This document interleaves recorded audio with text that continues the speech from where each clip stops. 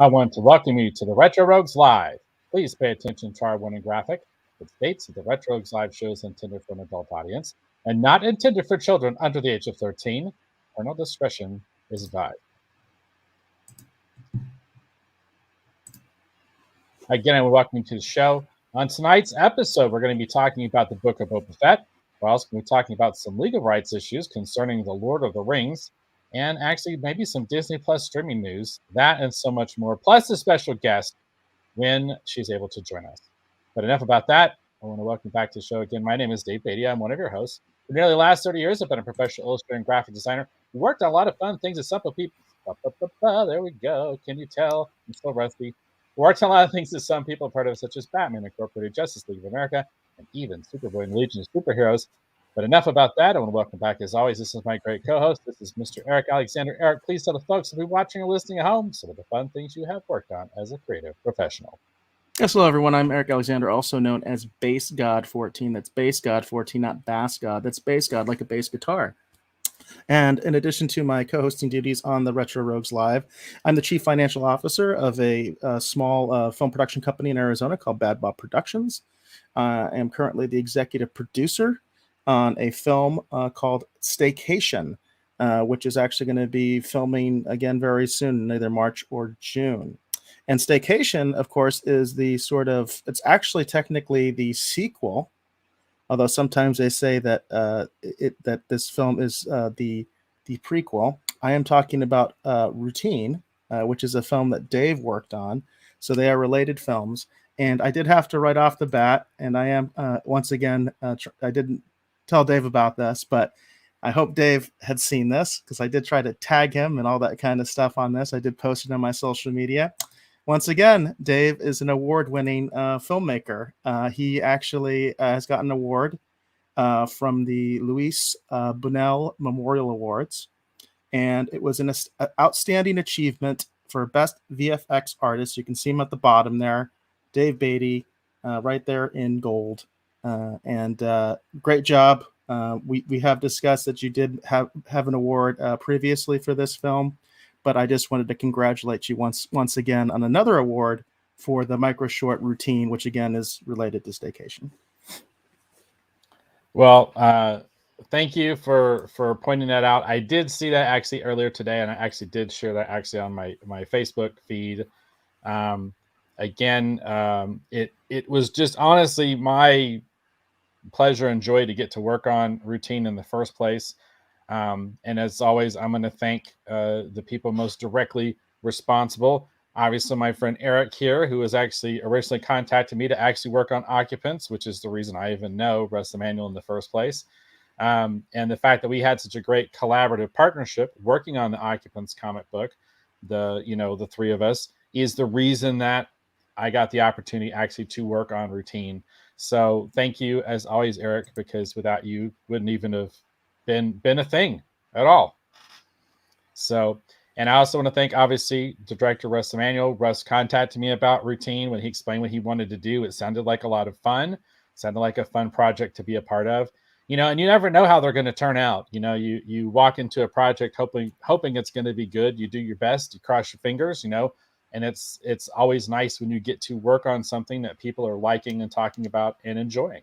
So thanks, as always, to Russ Emanuel for the amazing opportunity to get to work on Routine. Yeah, and again, I just want to mention that Dave, he did some amazing work on that short, and I am totally convinced that one of the reasons it's won so many awards, because it's won multiple awards for the director, Russ Emanuel. It's won multiple awards even for the actors and things like that. I do think in large part it's because of what Dave did with the credits, basically, which I've mentioned before. They actually help tell the story. They're not just simple end credits like you normally see on a movie. They totally tell the story. Now we do have a special guest, and it looks like she's here. So without further ado, I will add her to the stream. A'Ja, are you able to hear us okay? I think she's muted at the moment, but as soon as she comes back, we will definitely give her her proper introduction. She might not have her ears on right now. So We do have a couple comments in the Rogues Gallery, so I do want to make sure that we acknowledge you folks. Hollywood Jackson's in the house, and he says, "Hi guys, Hollywood, it's great to see you. Hi, Always, Hollywood. always a pleasure. You're one of our biggest supporters. Everybody who's in the Rogues Gallery right now, you're all people we know, and we really appreciate you. Speaking of which, Jane is in the house. Definitely appreciate you being here tonight and listening to us and watching us tonight. And Jacob is back. Jacob, he said he actually shared the show out on Twitter. I did see that, Jacob. I really appreciate it that you did that, and I'm happy that you're back. I know that last week you were possibly having some problems because of the weather and where you live, and that you were even looking at losing power. By the way, speaking of that, I did have to tell Dave I am having issues with my internet. So at any point, I might be gone. In that case, Dave will carry on. We do have obviously a guest co-host as well, and hopefully she'll be coming on any second now. But just so folks know, if that happens, I am actually having internet problems at home. I can't get a tech out until Sunday, so we'll see what happens there. Hopefully my internet keeps up, but if not, Dave will carry on. And let's see. Hi, here. Jane says, I always knew I would see Dave's name in movie credits. Congratulations, Dave. Thanks, Mom. The jury's still out. I'm still kind of secretly hoping that they borrow enough inspiration from Flashpoint and the ancillary things that surrounded that maybe I might get to see my name associated with the Flash movie that they're working on. If Gal Gadot shows up as Flashpoint Wonder Woman, there's a really, really good chance that I might actually get to be a part of that and actually see my name on the big screen with the Flash movie. I think that would be amazing. So very cool. Yeah, that very cool. That would obviously be awesome. That would be totally awesome. Yeah, but definitely a lot of fun. I do want to mention that we do a multi-stream, so sometimes if you are confused about some of the comments and where they're coming from, like right now we do have people that are on Facebook and YouTube. I just wanted to throw that out there in case you're like trying to say hi to each other and you're not getting a response. Because I did see Jane saying, "Hey, Hollywood," and Hollywood's on YouTube and she's on Facebook. That's why I mentioned that. Jacob also mentioned, he says, "I'm glad to be back. Yep, bad weather, but all good tonight. Hello." Hello, Jacob. And again, we're glad that you got through all that. I know that there was some definite problems with the weather on the East Coast. And our guest is here. Our guest is here. I finally got all my systems to work. The beautiful, the wonderful A'Ja Ewing, also known as our fairy black mother, also known as Dark. Now you're gonna have to say it for me, Darth. It's Darth Zoronda. Darth Zoronda. There we go. And you're dressed as Darth Zoronda tonight. I am tonight. My actual Sith name. I'm actually a recognized Sith with Lucasfilm. So I am part of Darth Maul Temple Sith Dynasty. I'm SD06 Darth Zoronda. Oh, that is awesome. Very cool. Very cool. I'm going to try to move you. There we go. So I'm going to be on bottom today. So Right. I am a top. I noticed that obviously when we put the comments up, it kind of blocks whoever's on the bottom. So I'm gonna take that. Oh, they don't need to see my face. I think they'd rather see A'Ja. So. And speaking of which, Jane actually says, "Welcome, A'Ja." Hi, Jane. So. My favorite cosplay blonde. I love you. All right, very cool, very cool. All right, so I guess let's go ahead and talk about Book of Boba Fett. So we got our special guest here. So what we're going to do, as always, we're going to start off by talking about this, hopefully spoiler-free. Let's try to say spoiler-free on the beginning of this. And just be mindful, because there's some people who may be watching or joining, obviously, that have not seen it yet. Then after that, we're going to put up the spoiler warning. We put up the spoiler warning. That is going to be one of your only warnings that we're going to talk about the episodes in depth, and potentially we could actually spoil something amazing for you. So if you have not seen it, feel free to join us for the first part of the conversation, but we put up the spoiler warning. Please be aware that we will be talking details and spoilers and all that kind of fun stuff. All right, so let's go ahead and start off with our initial overall impressions. I think we should start with our special guest, Darth Zoronda. Did I say that correctly? You did, Dave. Okay, there you go. All right.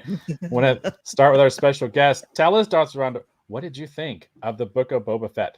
I think that, again, they're carrying the whole weight of the franchise on their backs with this show. I think if you watch the Clone Wars series, I have some of the episode 1 books, like, where they give you all the little tidbits and, stuff that they don't even talk about in the show. If you have those books, they have things from that in there. So it doesn't matter what micro tiny bit of Star Wars you were into, if you were one of the Clone Wars fans, if you're someone who read the books, if you're someone who read the comic books mostly, even all the way down to every movie, they just said, hey, everyone, sit down, kumbaya, we're doing it all today. Well, there you go. So there's a very, very strong recommendation for the Book of Boba Fett from our special guest, Darth Saranda. All right, Eric, here we go. I'm gonna let you go next, obviously, and then I'll go last. So, what did you think of the Book of Boba Fett? Because I know that you said you watched the first episode and then had decided not to really check any more of it out. But I know that you've obviously watched it now. What was your overall impressions of the Book of Boba Fett? Yeah, so obviously, on my own, I don't think I would have gotten past the first episode. We were discussing it last week, and the Rogues Gallery, and you folks said, "Oh, well, give it a try, Eric. Give it a try." And I did. I gave it the old college try. Absolutely. He said college. What can I say? I think it does start out very slow. There's a lot of those episodes where I feel like you could cut 15 minutes from that episode and you wouldn't have missed anything. There's definitely an issue there with some of the pacing sometimes, especially in the early episodes. I do think it gets a lot stronger in the last 3 episodes. In fact, I think, A'Ja, you were the one that even said that specifically to me. That's like, you said, this, you got to check this out because of what happens in these later episodes. And I do think they're a lot stronger, and it is because of a spoiler. So, and I'll get into that. That's one of the things that I actually did enjoy. But unfortunately, it was one of the few things that I enjoyed. I did not like most of the new characters. I'll get into it, in the spoiler part as far as who I had real issues with, and just like these people do not even belong in the Star Wars universe. But anyway, I definitely think it gets stronger near the end. But there were a lot of things that I thought were very weird choices that I certainly wouldn't have done, that I didn't agree with. You mean how long we waited for Paul Atreides to show up? And well, there's a lot. There's a lot to digest. But I will say that in terms of the entire series, it does get stronger as it progresses. And like from my perspective, as someone who watched the first episode and was going to just say I'm done, it did actually get better as it went on. You know what I mean? So that's the positive note that I'll leave you with there. So would you consider it a recommend or a pass? Geez, for me it'd be a pass. Oh, okay, all right. Even with the end? Yeah, even with the end, I had some major issues actually. So you couldn't even do what I did. Well, I had to do that with Battlestar Galactica. I had to come in the middle. It's like everyone's a fifth Cylon. I'm out. Like but once it got towards the end, I was like, you know what? I'm glad I finished Battlestar Galactica. The beginning was just Battlestar Galactica to me, I've always said that the newer one, not the original series. Yeah, I'm talking about the new one. To me, it was very uneven. And there would be storylines that I absolutely loved. And then there'd be storylines that like, this makes absolutely no sense. This is so stupid. They should all be dead. You know what I mean? Like this, you can't do this in their situation. Like they'd all be dead, Or those Groundhog Day episodes. So, like, why did we need those Groundhog Day episodes?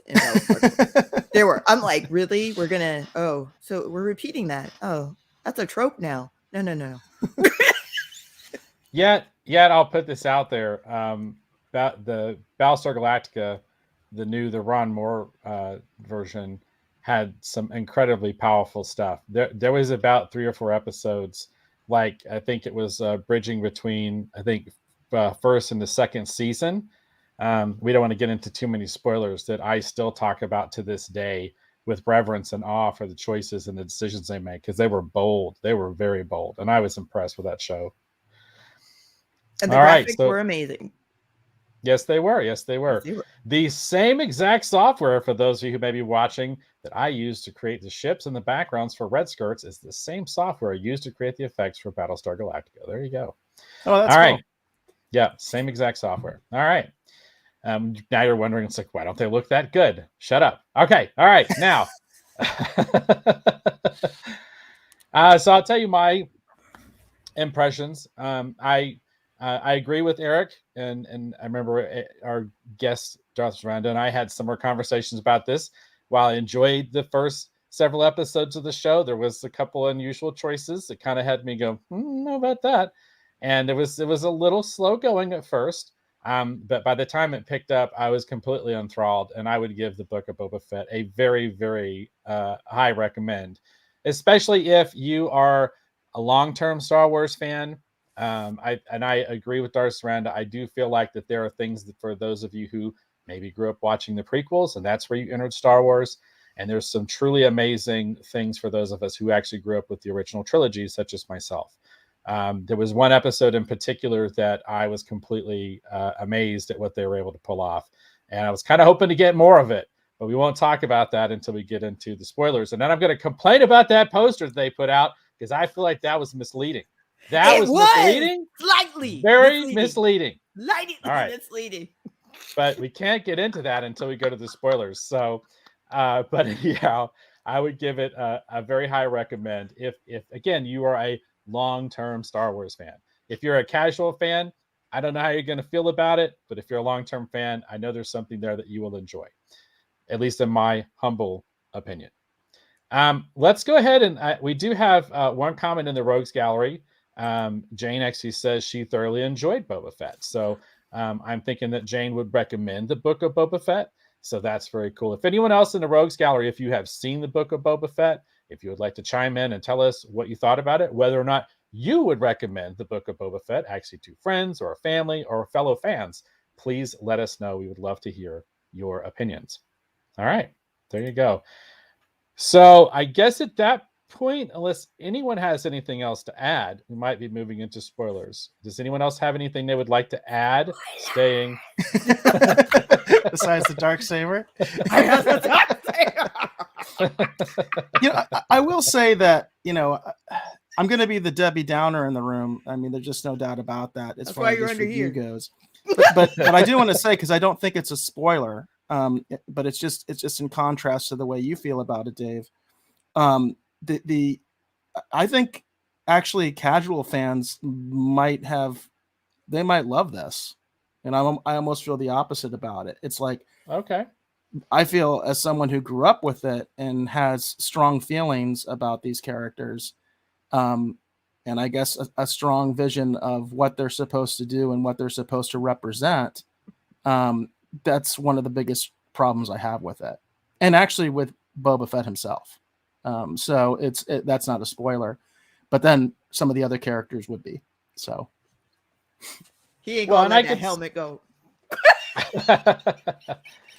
Well, I'm gonna say, Eric, I could totally agree with what you're saying. And that's the thing. That's the I feel like that's the thing that makes Book of Boba Fett kind of interesting and actually worthy of discussion. In all honesty, is depending upon when you came into Star Wars, how closely associated with it in terms of, like, the things that you've seen, the things that you've read, how you feel about some of these characters.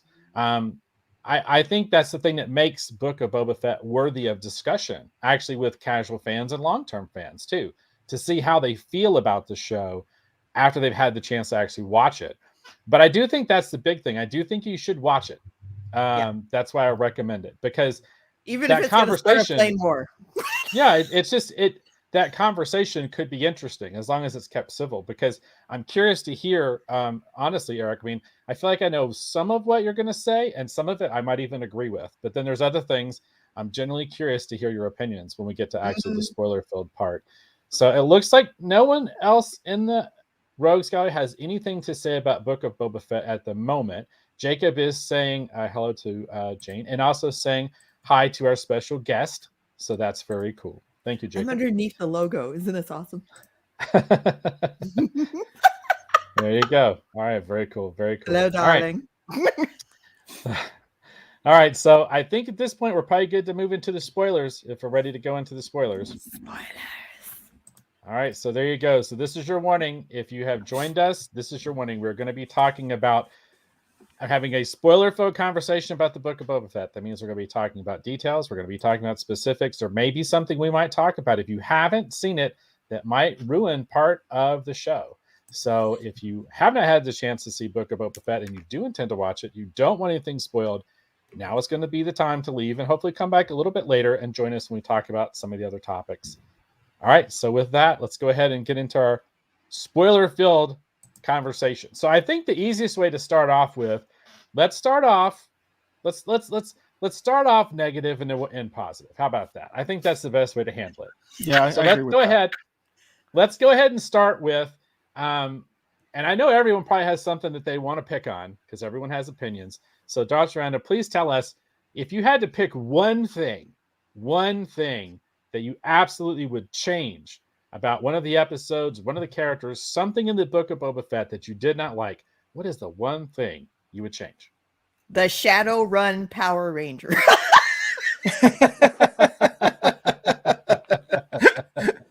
Why? Why did we need them? Why did we need the They're on those. I'm sorry. Those motorcycles were so slow. I could have been on my skateboard and passed them on that sand. I thought they were hover scooters. Like, really? That's what I thought they were, hover scooters. Not like not hover bikes, but hover scooters. Right. You know? And how were they supposed to be like menacing? Like, we're a bunch of what is the name? We're a bunch of Canto Bite refugees. I'm like, when are they gonna summon the Megazord? We didn't need the Rancor. And every time they popped up, they were trying to make them seem gritty. You know what I mean? It's like, hey, it's the same technology that's in Fennec Shan. No, Fennec Shan is awesome. You guys are dorks with funky eyeballs. But it reminded me either, well, for the younger kids, the 20, what's that new, it's like Blade Runner, that new 2077, the one that had Keanu Reeves in it, that new video game. Oh, the cyborg game. Yeah, I can't remember the name of it, but yes. The kids in the Rose Gallery know what I'm talking about, but we're grown. So we're like, okay, Shadowrun. All right, there you go. It's Shadowrun and it's Power Rangers. I'm like, every time I saw them on the screen, and the part where they go, okay, you guys lay low. I'm in a neon yellow go-kart. Are you going to throw the green shell at? That was just so bad. My favorite part is when it was the one guy, I think it was one of the African American Power Rangers. I forgot what color his Zord was, but he goes to shoot and he does this spin for no reason on the ground and fires. And I'm like, okay, so for real video, everything you do, you're on my mind. What? What was that for? What? And it took me out of the story. Every time they were on screen, it took me out of the Star Wars universe. Because I'm like, why are you here? I kept waiting for something to fall on them. I'm like, and then at the end, when they tried to make the one chick seem gritty, he's like, yeah, I'm going to be a sniper like Fennec Shan. And here's the chick that I have a problem with. And we're going to work together. I'm like, no, okay, go back to Paw Patrol. This is not. All right. The power of friendship. Go away. Okay, you guys. All right, there you go. I feel like there's going to be some chiming in on this. So let's start off with just one thing, Eric. What is the one thing? If you could pick one thing, it could be something about a character, it could be a character, it could be a scene, it could be an entire episode. give me, just to start off, one thing that you would love to change about the Book of Boba Fett. I'm going straight for the jugular because I think there's a lot of people that would probably argue with me, and they would probably, take a completely opposite approach. I'm curious what the two of you think in the Rogues Gallery when I say this. But I was most disappointed in the fact that Favre just did not commit to something that he did in The Mandalorian that was really important. So many people were so happy to see Luke come in the last episode of The Mandalorian. We're in spoiler territory, so we can spoil there too. And of course, Dave and I reviewed that entire season and all those episodes. And that's just one of the things that everybody was just totally, crazy about. Even people that weren't liking The Mandalorian, people that hate Disney Wars, they were just loving that and thought this was the greatest thing in the world. Well, I pointed it out when that happened. Well, if that's the case, right, then guess what? Grogu's going to die. Kylo Ren will kill him because all of Luke's students were killed by Kylo Ren. And I almost feel like somewhere out there in the Favreverse, they figured that out. And they said, guess what? Eric's right. You know what I mean? And I'm not literally claiming credit for this. I'm just saying that somewhere they kind of figured that out, that we can't commit to this. We can't commit to this. So what did they do? They gave Baby Yoda a choice, and he decides not to be a Jedi, and he decides to be a Mandalorian, which makes no sense. There's no way he would work as a Mandalorian. He's still going to need his Force powers and all that stuff.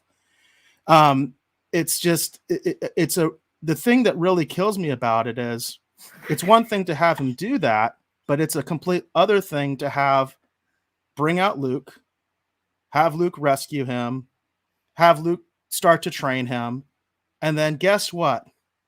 Luke's failure is now complete. He couldn't even get Grogu to become his first student. I mean, they put so much on that. They even said that Luke was saying, "You're going to be my first student." And Grogu is also the last youngling, right? He is the last youngling. We even got a flashback that clearly establishes he is the last youngling. He is the only youngling that survived, literally Anakin killing them all, which is one of the most crazy scenes from Revenge of the Sith, is when he kills the younglings, and Baby Yoda escaped that. I don't like calling him Grogu, so Baby Yoda escaped that. They bring that up in the show too. I love that. They did. Grogu. They did. That was clever. That was directed at me and people like me, and I appreciated that because I appreciate that they can see that. Yes, there are people that like screw Grogu. That's a stupid name. You know what I mean? But the thing is, it just feels like they made this choice. And they committed to it. And then they said, you know what? We can't do that. You know what I mean? Like that's just too much. Plus they know the marketing. They know everybody wants to see Baby Yoda. So rather than have him stay with Luke and kind of, do his little swan song and commit to that storyline, it really makes the ending of The Mandalorian meaningless in my mind. And it just makes Luke look like such a failure.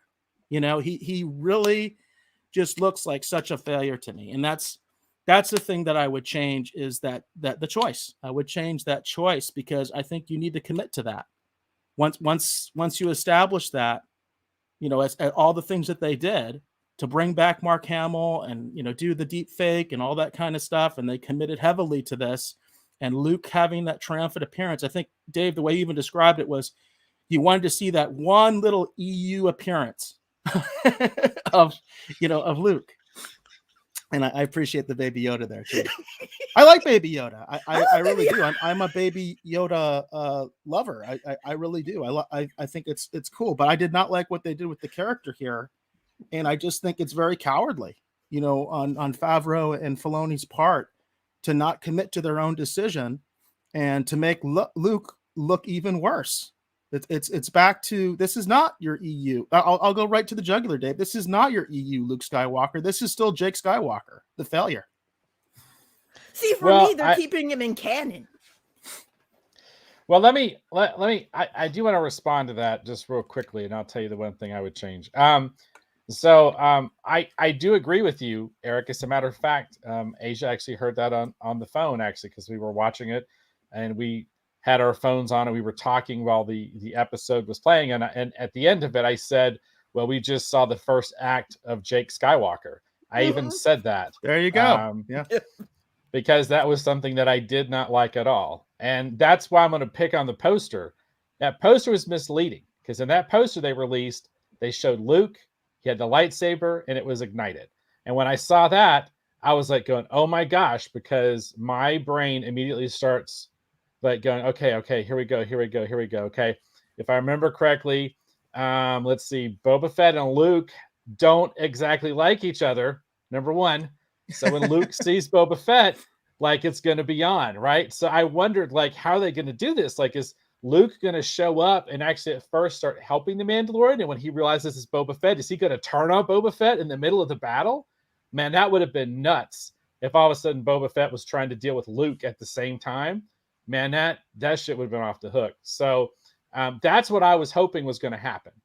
And then there's the even more added thing because of all the bad blood between Cad Bane and Boba Fett. So I'm like going, man, we're going to have that, good, the bad, the ugly standoff, right? Where everybody's kind of got their corners. So that's what I had in my mind because of that poster. So I'm going to call dirty pool on that poster. That was not right to do that. And by the way, I don't know. I don't think I've seen the poster you're referring to. So. Oh, okay. Well, let me see if I can find it here real quick, and I will actually put it up while we're talking. So here's the thing I would change. If I could, I agree with A'Ja. I would get rid of the Shadowrun go power scooter shower run people. I think everybody agrees on that one. I didn't see. I got spoiled on that, by the way, because it was so memed out. I mean, everybody was talking about that, and that's what they were all saying. The Power Rangers. Why are the Power Rangers in Star Wars? Right. Yeah, that's the one thing, because it was just so bad again, because again, they just seemed to be moving so slow. And I don't know, that whole thing was just hard to watch for me. I did not enjoy that. That was literally, for me, that was just freaking painful. It was painful. It was. Yeah, and then I kind of, even from a technical standpoint, you're right. Even from a technical standpoint, it looked bad. It just they didn't. That's what I said. I said they were the hover scooters. Those weren't like hover bikes. Those were like hover scooters. They weren't speeder bikes. Like the ones you get from Walmart. Yeah, exactly. Yeah, the little kitty ones. Right. And that was the other thing. They were little kitties too. It's just like, come on, it's just silly. And I saw. I mean, I could see what they were trying to do. I could see what they were nodding to. There's callbacks to, like, certain science fiction illustration, including stuff actually done by the great Dave Stevens, so I'm a huge fan of. So I understood what they were trying to do a callback to, and I could see it. And while I appreciate it, because of how it was executed, I feel like it felt a little flat, and it just seemed a little weird to me. Oh. So here's the poster, Eric. I just put the poster up, but do you see Luke there behind the Mandalorian? Yeah. Let me just expand my screen so I can really take a look at this. I may have seen this poster before, but I don't recall it. It actually looks like a really cool poster, so I don't think I've seen it. I really do like it. But yeah, you have obviously, I can kind of see, I think what you're seeing too is you've got Luke with the lightsaber ignited. Yeah. And clearly his lightsaber is on Boba Fett's hand. You know what I mean? Yeah. Which also kind of really, implies something. By the way, I do want to just mention this because I'll forget it because we'll probably move on, but because this is like a minor gripe. If you just want to put it back up real quick, Dave, I'm specifically the posters bringing something to mind. They had the twins, right? Which I thought was interesting because it was neat to see some huts, Right. But what happened to Jabba's son? Oh, that's yeah. What happened to Jabba's son? They didn't even touch on that. Why didn't we just have Jabba's son in that role? Right. And that's a nod to Clone Wars. You have all these nods to Clone Wars all over this poster. Right? I mean, a lot of these are Clone Wars characters. Yep. Ashoka's one. What happened to Jabba the Hutt's son? Yeah. Come on, that's a real nerd question. Interesting. You know what I mean? Like, what the heck? No. Yeah, I don't know. I don't, for whatever reason, they obviously decided not to go there. And I don't know they, why we again, needed like these you twins. said, Why couldn't we just have seen Jabba the Hutt's son? He right. could have had a wife. Then you can still have the same, even the same models. Same you know? dynamic. Yeah. Yeah. I mean, Yeah. I just don't get this twin thing when you already had an established character. And, you know, the Clone Wars movie is one of the few Clone Wars things I was actually into. I actually saw it in the theater. You know, I didn't really watch the series. I've mentioned that. I watched the 2D series, but I didn't really watch much of the 3D one. But I saw the movie. So I remember Jabba the Hutt's son. It's like, what happened to him? You know? Right. Right. Okay. So, all right. So there you go.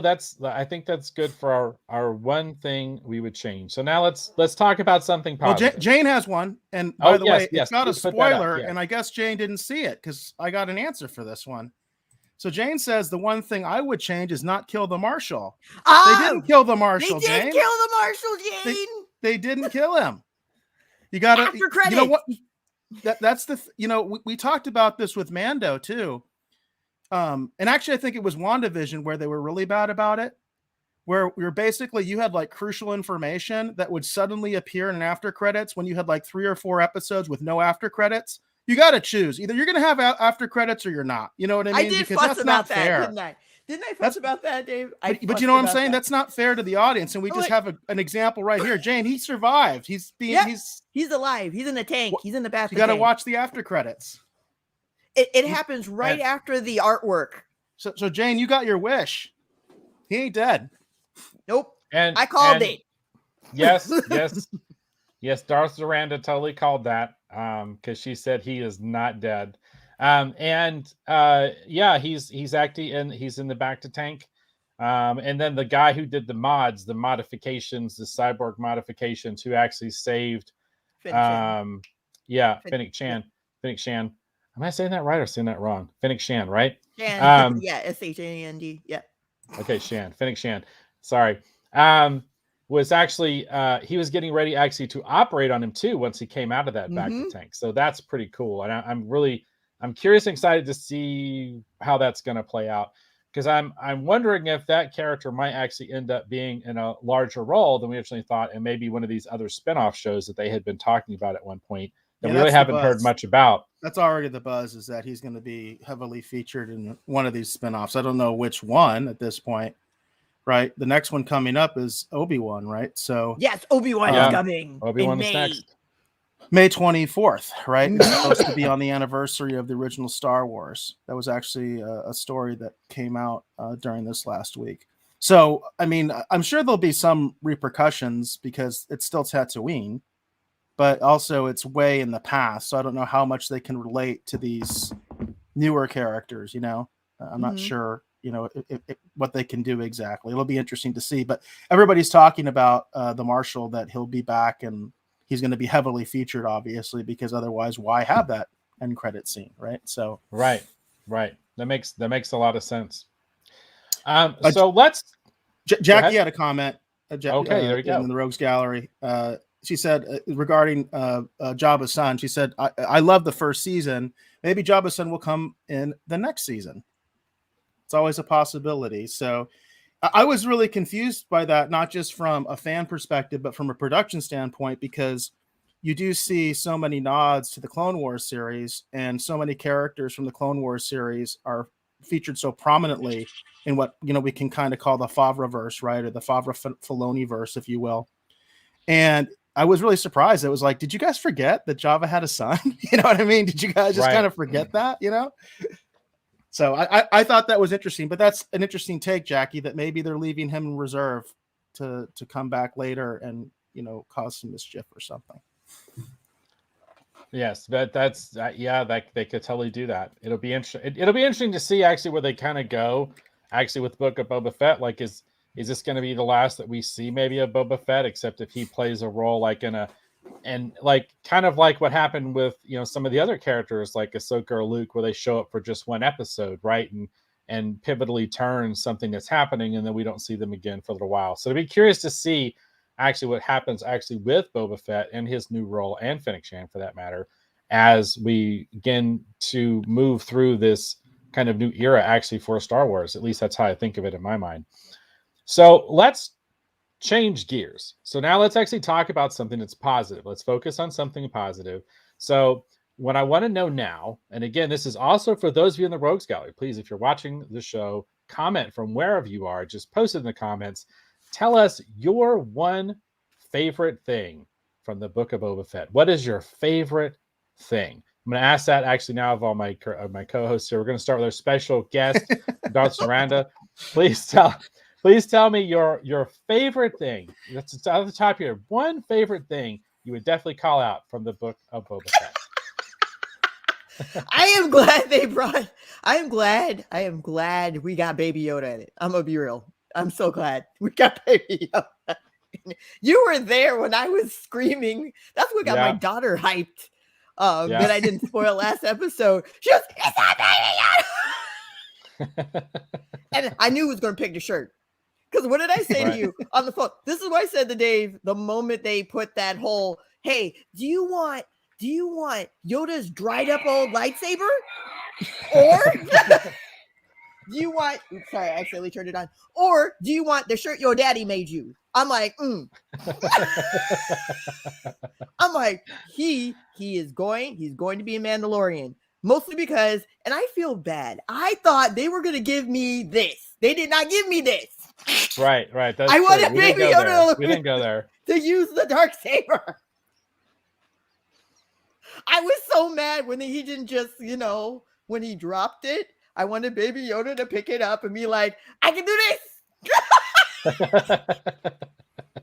So that was my favorite part. I'm glad they brought back Baby Yoda. I know this isn't the Mandalorian. It's supposed to be the Book of Boba Fett, but I got really hyped when I saw Baby Yoda again. He was doing those flip moves that Yoda did when he was fighting in the prequels. That was just good times. It really was. All right, there. Yeah, there you go. There we go. So we Darth Saranda's gonna say Baby Yoda. Getting to see Baby Yoda again was her favorite thing from the Book of Boba Fett. All right, Eric, I know you got one thing that you liked. To tell me what was the one thing that you liked from the Book of Boba Fett? I liked how they bring back the Mandalorian. I really enjoyed those first scenes, and especially when he hooked up with what was left of his of his tribe or whatever. Yeah. I thought that stuff was really cool. And of course, I mean, anybody who's heard me before knows he didn't take his damn mask off the whole time. You see, it can be done, Favreau. I mean, you can do it even on your own stinking show, man. And to me, he was so much cooler than Boba Fett. And a lot of people have said that. So it's a little bit of a backhanded compliment because, people, I think actually, A'Ja, you even said that. You mentioned it, like the idea that some people have been talking about that the best episode, Boba Fett's not in it. You know what I mean? So it's like that's like the best episode, which says a lot about the show, in my opinion, and my perspective. And by the way, that even goes back to less Boba Fett is better. You know what I mean? Like, he is supposed to be a mysterious character and all that stuff. That's the way I look at it. But I really did enjoy the way that they brought the Mandalorian back. I loved the fact that just the way that he was, in the show. I totally get, his motivation for wanting Baby Yoda back and all that stuff. I just didn't like the way that turned out, but I get it. You know what I mean? Like, that makes sense for the character. It really does. And again, I just love the fact that he didn't take his freaking helmet off. You know what I mean? And it can be done. It can be done, and it's much better. See, Eric likes his stiff like this. What's that? This. I like my hooded Sith. I like my Sith nice and hooded. Well, it's just the mystery. And also, I will even say, like, there's this silly thing where basically, I know it comes from actors and probably from directors as well, where it's like, oh, well, but they can't emote. They can't express emotion. And that's a real problem. That's why we need to take the helmet off. It's like, that's not true. There was such a depth of emotion in that scene where he's on the Starliner and he's just kind of thinking about Baby Yoda. And there was more drama to me in that scene and more heart in that scene than anything else that the other actors did, that we could see their stupid faces all the time. You know what I mean? Like you could feel it. You could. I'm sure a lot of people who saw that, they could feel that scene where he had to take his helmet off for him and see him crying or something like that. You could totally tell he's thinking about Baby Yoda. He misses him, and you don't need to take the helmet off. You can do it with body language. The greats have already done it, including the real Boba Fett, which is Jeremy Bullock. He's the real Boba Fett. I always say that. You know what I mean? He never had to show his face. So. But yeah, the Mandalorian to me was the highlight of what's supposed to be the Book of Boba Fett. So I will I'll do you one better before I talk about one thing. I will second what you said, Eric, because I thought it was neat that they actually showed us in that same episode that there were consequences for the Mandalorian taking his helmet off. That's right. Mhm. That there were actual real consequences that affected him in a very major way because they basically cast him out. And I thought that was really interesting that there were consequences for him because of what he did. So I thought that was really cool. And Jane is just backing me up here. She did say, I was glad they brought the Mandalorian on the show. Yeah. Again, I think that is the highlight for me. That is the best part of the show. Even above Baby Yoda, which I would say overall, I generally like Baby Yoda, but over the Mandalorian. But for this show, I thought the Mandalorian's inclusion worked a lot better. And I like that too, what you just showed. I liked him with the Darksaber and training with the Darksaber. I've always thought that was a fascinating thing, was the idea of someone who's not a Force user using a lightsaber. And that actually goes back to that super brief scene in Empire where Han Solo picks up Luke's lightsaber. I remember as a kid, we speculated on that. Like, is Han going to start using the lightsaber? Because he picked it up. You know what I mean? In Empire, he picked it up. So I thought that was cool. I thought that was cool. Didn't Finn use it in the newer series?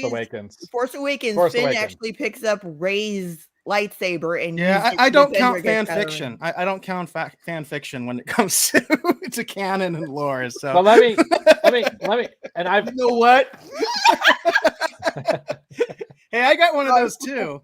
It's not in reach, but I got one of those too. So let me chime in here for just half a second, because I want to respond to that. Now I'll say my one. There's a lot I liked about the Book of Boba Fett, a lot, but I will say what my one favorite thing was, which is interesting because it's different from everyone else's.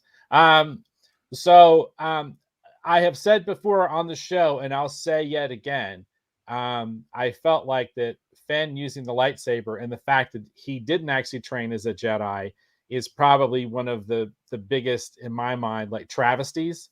Because I know so many people that were hoping that when he came back, he would be training to use the lightsaber and become a Jedi.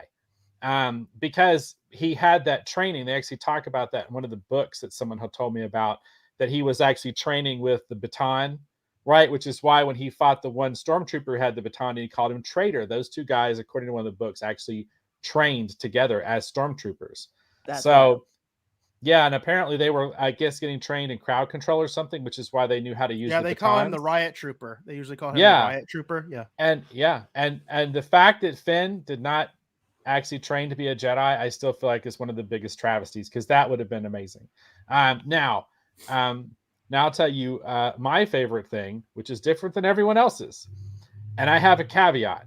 My favorite thing has a caveat, because it's a favorite thing until something happens, then it's not a favorite thing. So I loved getting to see Luke again. A'Ja knows this because we were, she heard me on the phone. We were all screaming. I was over the moon. There was a lot of fun stuff, actually banter between him and Ahsoka, where Ahsoka even said, "You're like you're dead." Exactly. And it was so, all that stuff was really cool. And then there was a moment where we actually saw Luke actually training with the lightsaber, actually showing Grogu, Baby Yoda, and I was just like, running with him on his back. Yeah, like all that. He's like, "Let's go do this. Here's some fries." All that was so much. All that was so much fun, and I was loving it. I was thoroughly loving it. And so Luke is going to be my favorite thing from the Book of Boba Fett. But here's my caveat. Okay, I know that R2 can fly the X-Wing, but the fact that Luke sent Baby Yoda back By to the himself. Mandalorian, not escorting him, is the first act of Jake Skywalker, and I Jake hated that. I hated that. Jake from I State hated that. Farm Skywalker. Yeah, I caught that too, actually, Dave. I hated that. I Yeah. totally that hated too. that. Because I just, again, if Baby Yoda was in his charge, Luke would not, my Luke, the Luke I grew up reading in the comic books, the Luke that I grew up reading in the EU novels, the Luke that I had the action figure with when I was a kid, would not have just sent Baby Yoda off by himself. He would have been in the X-Wing with him, and he would not have left until Baby Yoda was safely in the care of the Mandalorian. I'm sorry. That is our first act. I even said it, didn't I, A'Ja? Yep, This you is said, the and there's Jake Skywalker. Yep. Well, And I said, and that is his first. I said that is his first failing. That's the first time. And I'm like going, a real teacher with a student in his charge would never do that. Never. I said it was sooner than that because remember, he let him watch Djarin take off on the ship. He's like, oh, my dad was here. I'm like, okay, that's cold. That was not nice. Why did you like? Then he go and bring back one of his nightmares. I go, he's just Jake Skywalker. Yeah. So while I loved seeing Luke, and I had a lot of fun with that, and I thought it was neat knowing that Ahsoka and Luke know each other. It was incredible. But I just, when I saw that X-Wing land in the next episode and Grogu was sitting in the pilot seat by himself, I'm like, that's not my Luke. That's not my Luke. Now I know R2 is there keeping an eye on him, but still, no. And I know R2 can totally handle himself, but I just, I couldn't take that. To me, that was such a failing because I feel like that well, Luke, and yet R2 was not even with him, during the battle either. Yeah. So he wasn't there either. So it's like, and yeah, and that's like here, go with Kmart just... Sigourney Weaver. Yeah, that's totally it. Kmart Sigourney Weaver. So, well, I really liked it. There was some things that really, really bothered me that I really, really did not like. And I feel like that was our, for people who've seen the other movies, obviously that is your first glimpse of who Luke will eventually, I guess, become. So I hated seeing that. I love seeing him again, but I hated seeing that. I hated seeing that a lot.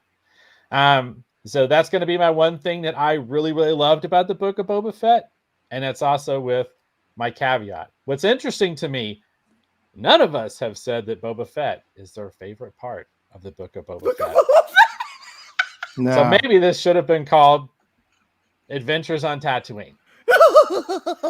I didn't coin the phrase.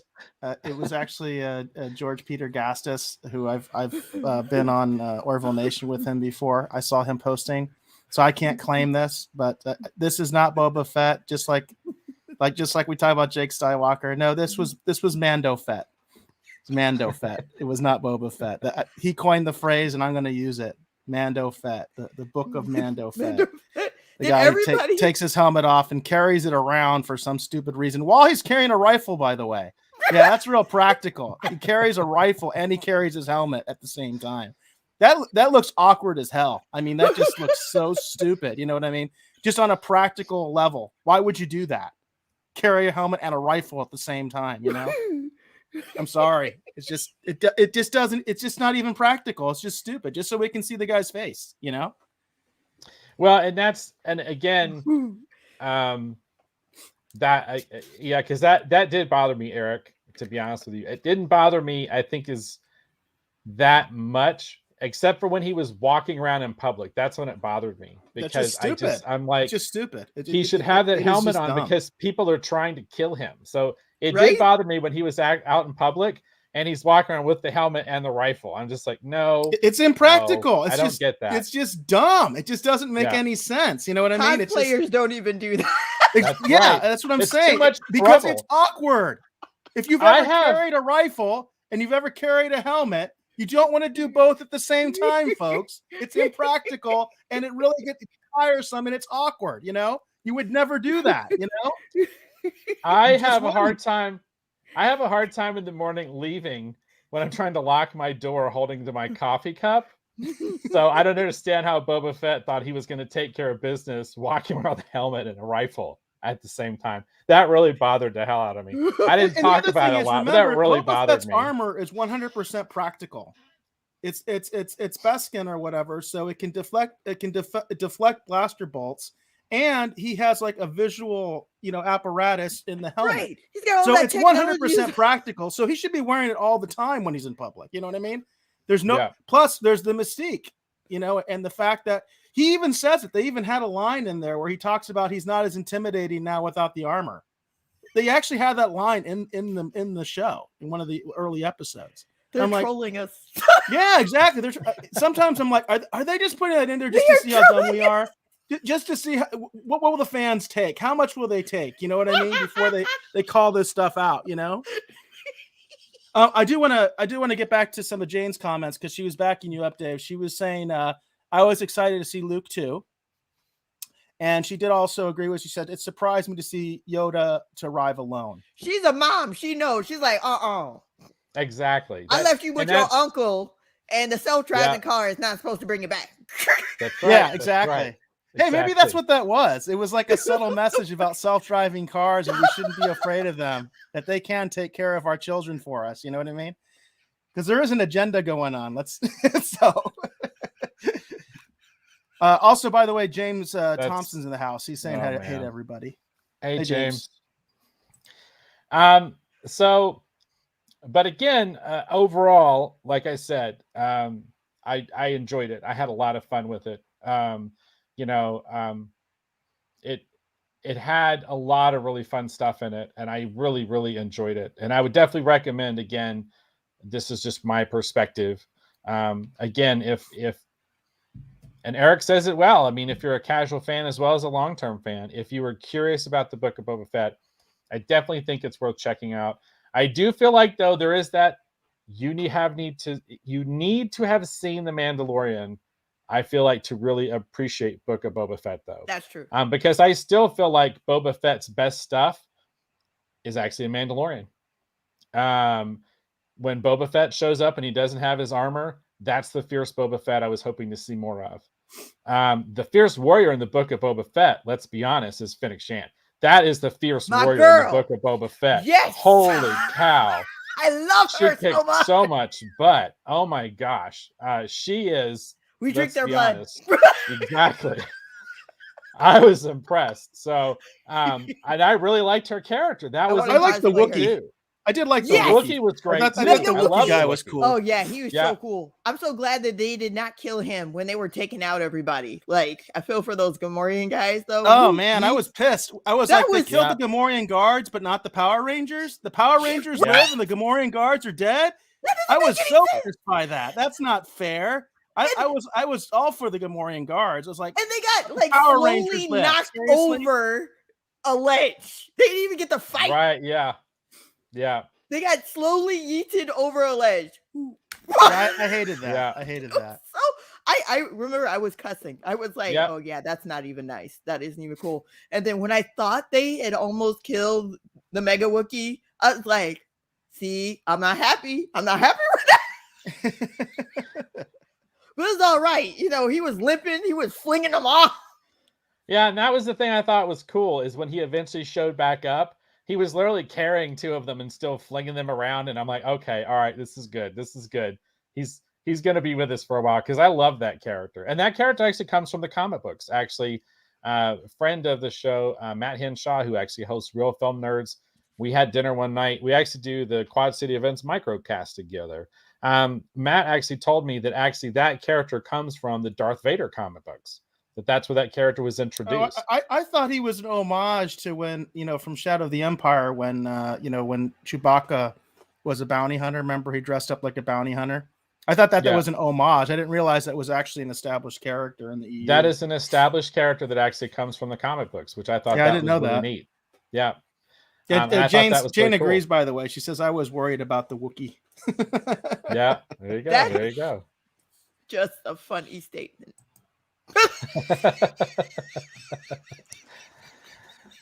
Okay. I could not have said that with a straight face. No, I know. All right.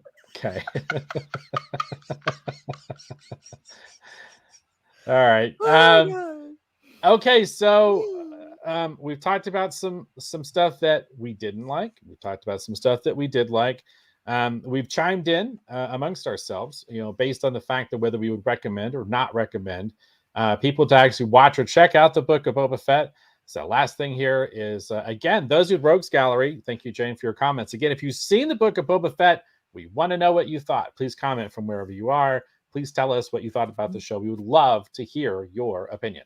I want to know from you guys the funniest things we saw. They actually were doing some great comedic things with Book of Boba Fett that I was feeling. Interesting. So favorite. What was some of the funniest things you saw that were meant to be funny? Like they were funny because not like the powers, like they weren't meant to be funny, but they were really telling a joke and it was awesome. Well, I think Jane is setting up a joke right now, isn't she? She's saying, "What do you buy a Wookiee for Christmas when he already owns a comb?" Oh, I'm assuming that you're setting up a joke there, Jane. That there's a punchline to that. All right, let's walk it back. Star Wars Christmas album. My mom is referencing the Star Wars Christmas album. To take it even further back, my mom is actually referencing the time that when I was in the Cub Scouts, she had our Cub Scout group, our den, sing "What do you want for Christmas?" What does a Wookiee want for Christmas? He already owns the comb. We had the lyrics on song sheets. There you go. Okay. We sang it. Yeah. Actually, at the PAC meeting, I'll never forget that. I'm still slightly traumatized by that, Mom. I'm still slightly traumatized by that. I love you, Jane. I do own the Star Wars Christmas album, and I do like it. I like to listen to it at Christmas time. So what do you get him when he already owns a coat? Yeah, I haven't been able to do it for many years because unfortunately I've been in the situation where holidays were not celebrated. However, that's going to be changing. So I'll be hopefully be able to listen to it again very soon. Yeah, it's not really a joke. That's a song from the Star Wars Christmas answer, though? album. You gotta say what do you buy a Wookiee for Christmas? Love and understanding. Oh my God, love and understanding. You're gonna make me say it, aren't you, A'Ja? Love and understanding. All right. I still remember all the lyrics. Okay, that's funnier than anything in the Book of Boba Fett. I mean, Jade, I love you. That's pretty good. That's pretty good. That's good stuff. You wrap it up in a bow and you give it to him all over again. I mean, we could keep going if you want. I haven't forgotten the lyrics. They're burned into my brain. So there you go. My makeup's going to fall off. Oh my God. Yeah, I said I wasn't joking when I said I was a long-term Star Wars fan. I'm turning a long-term suffering Star Wars fan, I might add. So there you go. See, this just continues to make Jane my hero. Mm-hmm. There you go. All right. Okay.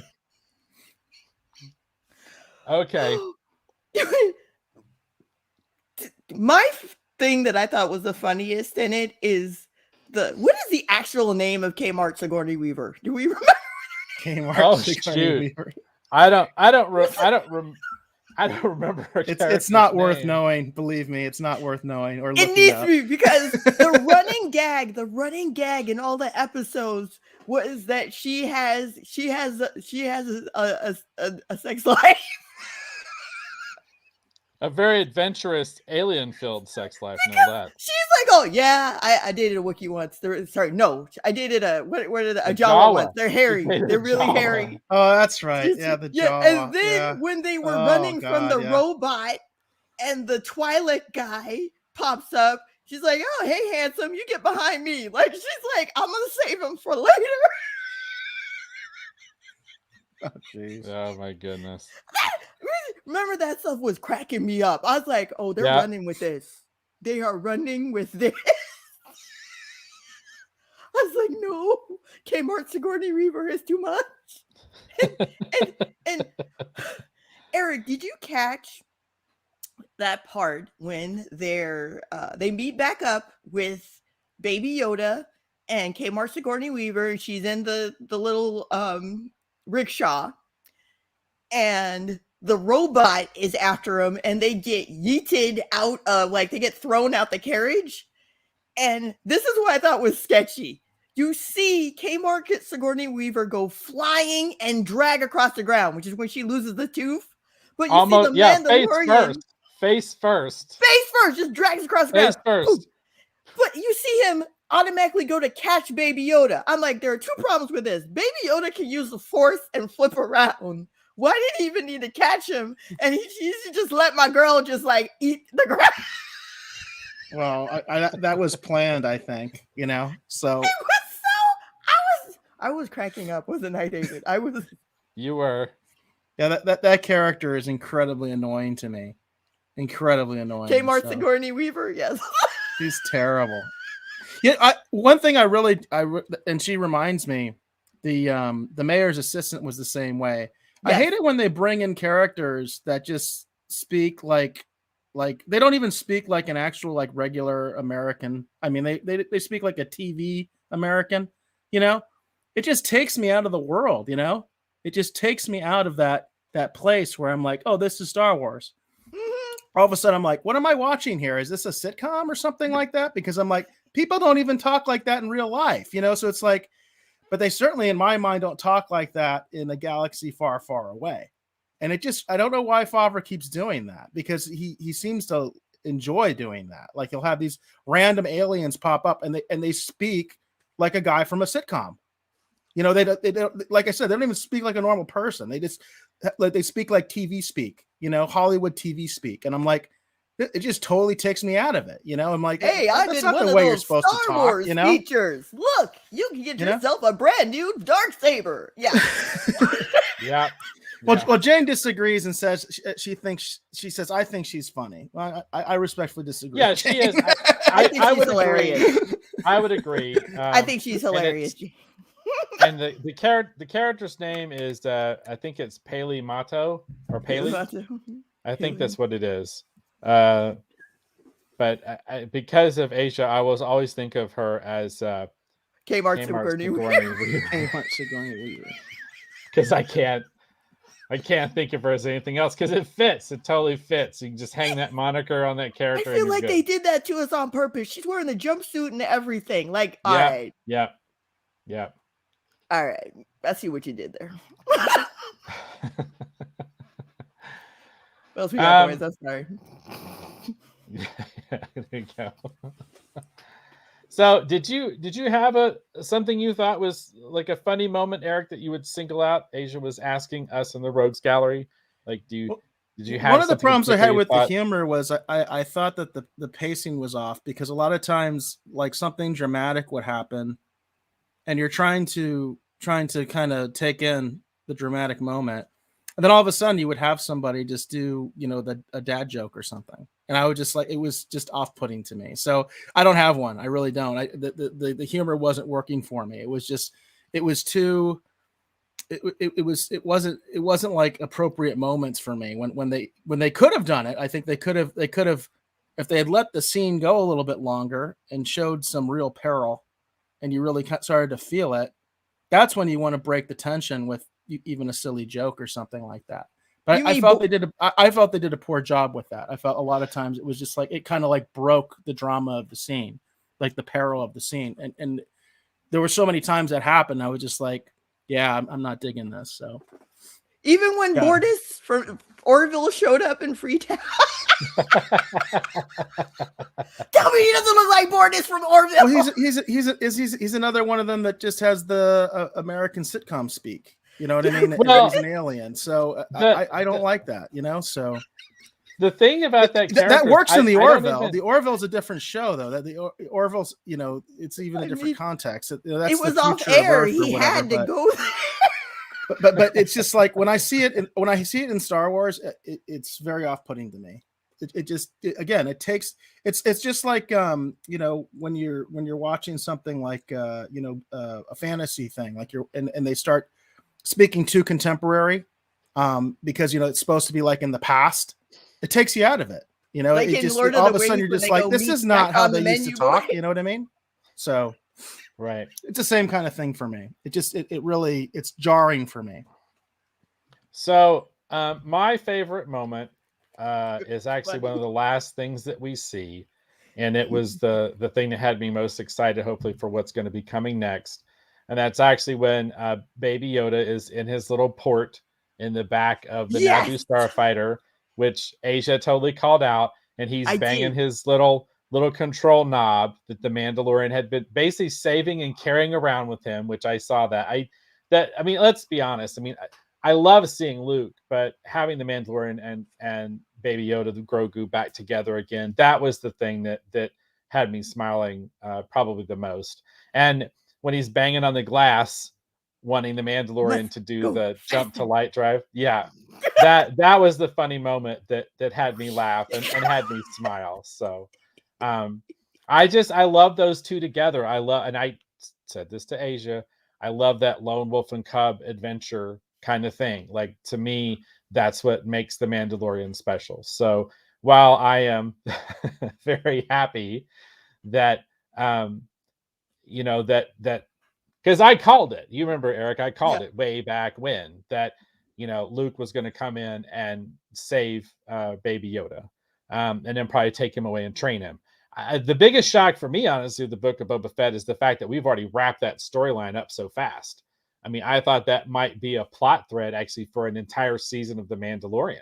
The Mandalorian trying to figure out what he's going to do now that he doesn't have the child kind of in his care. Like, is he just gonna? And they showed us a lot of that actually in this season, which I was like, wow, you're kind of taking Mandalorian season 3 and kind of cramming it into 2 episodes here. Okay, all right, well, if that's what you want to do, I felt like there was a lot of storytelling and a lot of drama and a lot of exploration of these 2 characters, and we could have seen Baby Yoda, Grogu train more with Luke, and maybe Luke again struggling with that decision again about even whether or not he should be a Jedi Master and train anyone.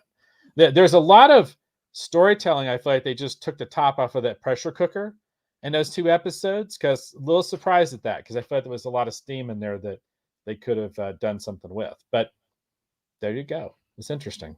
So that'll be my last 2 cents with the Book of Boba Fett, but I would still recommend it. All right. So we do have a comment over here in the Rogues Gallery. Jane says, reminds you of the Thrill Hills I used to drive my kids over. Well, there you go. There you go. I remember that. My mom used to do that. She would speed up and go over these different hills when I was a kid.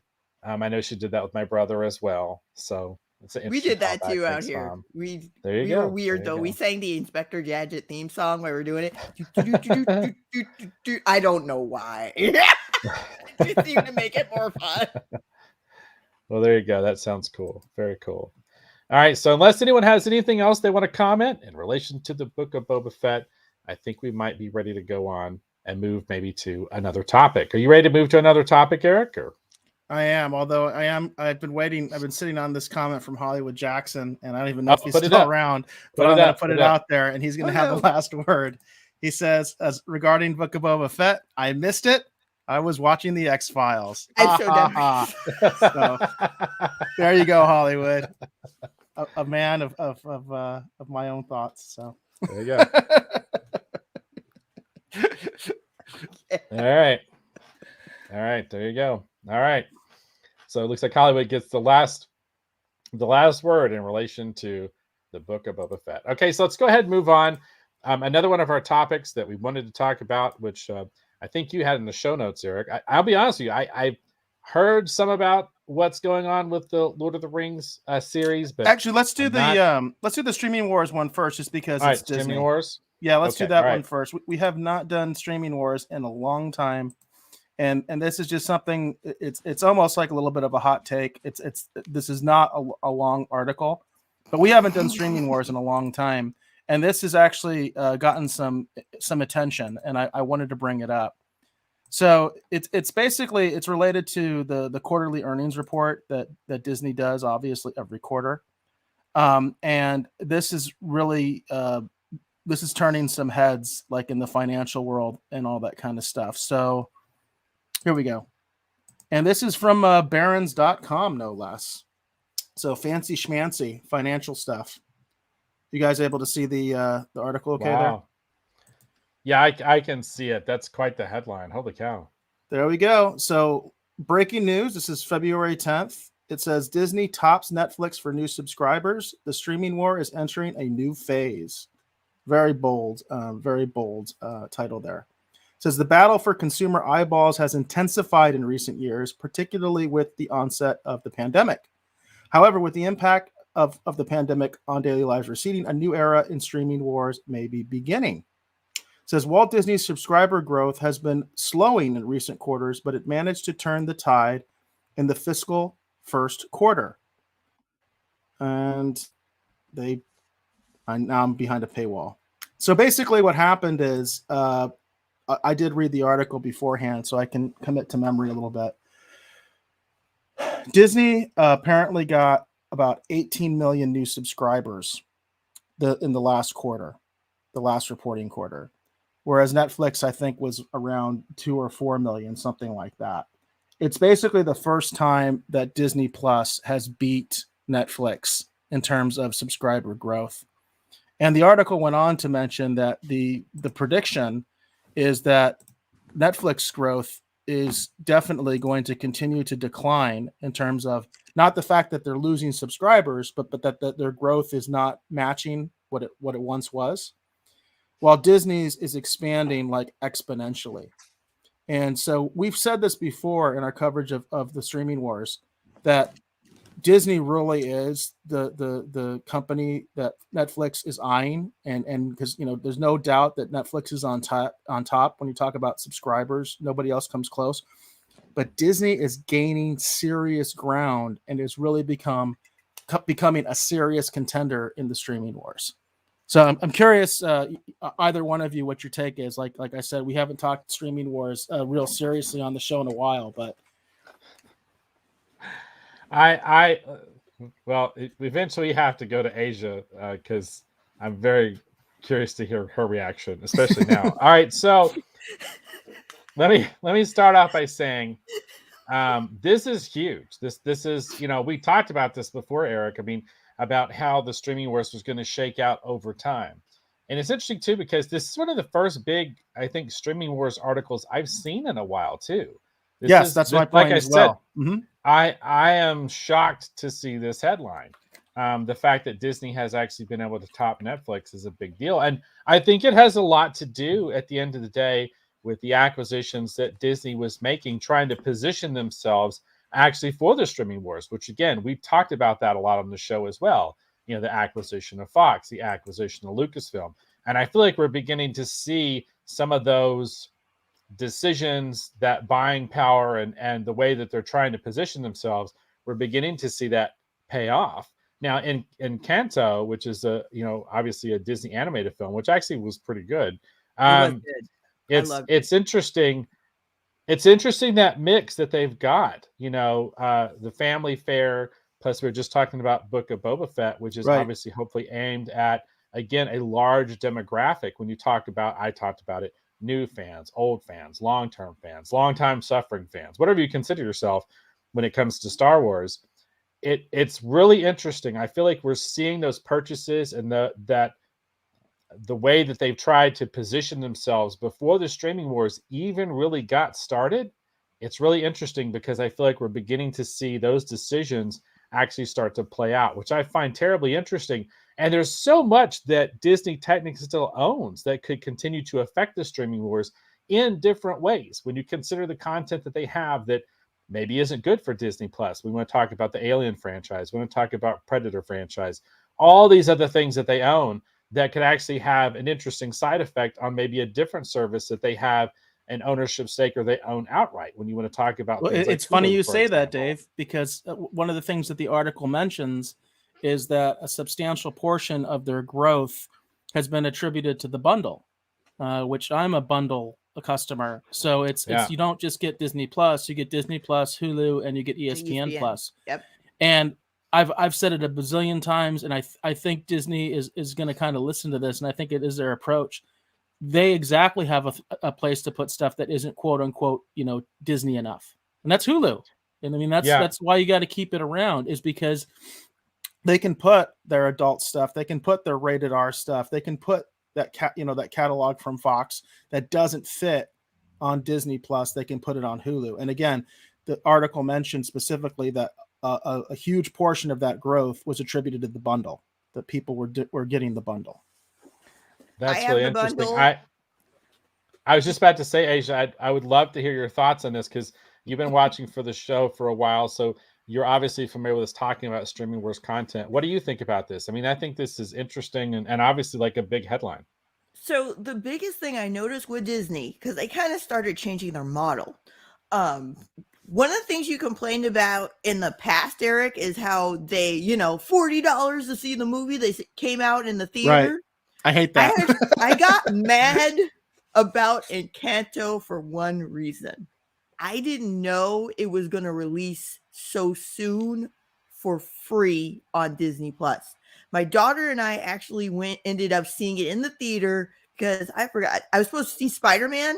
It was overbooked. So I'm like, you know what? We'll just see Encanto because it's in the theater. I could have saved myself $40 and could have got the dipping pretzels from DoorDash. But I was happy because Ron's Gone Wrong. It was in the theater, but I got it was on both HBO Max and Disney Plus, which I thought was a little strange. They're getting a lot of people coming in just to see those free movies on there, because if you notice, they're starting to release the movies for free sooner or straight up free. Like Luca. The one with the little fish kids. It was Luca. I think it was Luca. Luca went straight to Disney streaming as a movie. It did not go to the theaters whatsoever, and it was great. Plus, their back catalog of all the stuff they used to have is there. I was going over that with you, Dave. I was like, look, they've got Gummy Bears is here now. The Robin Hood movie that was in the Disney vault is now there for you to watch. So all that stuff that our generation used to watch is there. They've got their new content that they're putting directly on the streaming channel. But I think the biggest draw is the movies. I have the bundle. Hulu, no commercials. do commercials. I paid that extra $3. So, and I love what's on Hulu. Of course, the Orville's on there. Hi guys. And I don't watch sports, but for my friends that want to come over and watch sports, I have them, Well, it's if you don't watch sports, ESPN Plus is great. Right? If you do not watch sports, ESPN Plus is great. I have a huge problems with ESPN Plus. Okay, good. I really do. I'm not missing anything. You're not. Good. It's so easy to fix. All they got to do is put up the ESPN3, which ESPN3 is not a real channel. That's their web content. But what the ESPN3 content is only available to you if you subscribe to one of the primary ESPN channels on cable. You have to have a code. Oh, wow. It doesn't come complete with ESPN Plus. They are so screwed up at ESPN. I always have to go off on that anytime it's even mentioned on the show, because you've got three things going on. So that you've got the primary channels, which also includes ESPN 3, quote unquote, which you can only get on the app. But the only way to access ESPN Plus is on that same freaking app. It's incredibly confusing because if you go to the main page, you're going to see all this stuff from ESPN that you can't watch if you have ESPN Plus. They have got to fix that. It is a complete mess. And anybody who's tried it knows what I'm talking about. So I literally reference it whenever I talk about it. I always call it the Ocho, because it literally there we go. That Ocho, network actually from Dodgeball. There you go. I always just call it the Ocho. Because when I was on there, I'm like, what do they have to watch? And and it wasn't this bad. So again, don't take this out of context. I'm gonna lampoon this for half a second, because what it felt like based on things is like, oh look, here's badminton and bowling, and there's bocce ball. So like that's what it felt like. So that's why I refer to it as the Ocho, because it was nothing major that you would want to watch, and it was so funny because if you actually look at, again, to talk about a different service. If you look at Paramount Plus, I mean, I think they have the Olympics on there right now. Until I ended up having to cancel it for a long complicated story. Peacock has the Olympics. You can go to Peacock right now, even on the free side, and watch the Olympics coverage. on the And I free side think of Peacock. I think Paramount, one of them had, I was surprised to see, had hockey and football, and you could watch it live. I think actually Amazon Prime, you can actually Yes, watch Amazon some Prime things has live it. too. And I thought that was so weird. It's like, but wait a minute. And we've said this before. This is really strange. Like, for example, I think the Keaton Batman movies actually just came off of HBO Max, And they're on and Hulu now. they've landed over at Hulu. And I'm like, Mhm. what the hell is going on? I mean, I know they have these pre-existing contracts. Yeah, those are. It is weird when you see stuff like that. Yeah, that's so strange to me. So anyhow, there you go. So, but this is a big headline, and it's really interesting news. But I think all those movies that they're releasing out free so you don't have to go to the theater is a big pull. And they're using they have a lot of nice shows that are on there. They aren't just for kids. They have some adult content there too. Like what is it? The Jeff Goldblum show. Like everybody watches that one. You know, they got all these little niche shows on there that even the grown people are watching on Disney.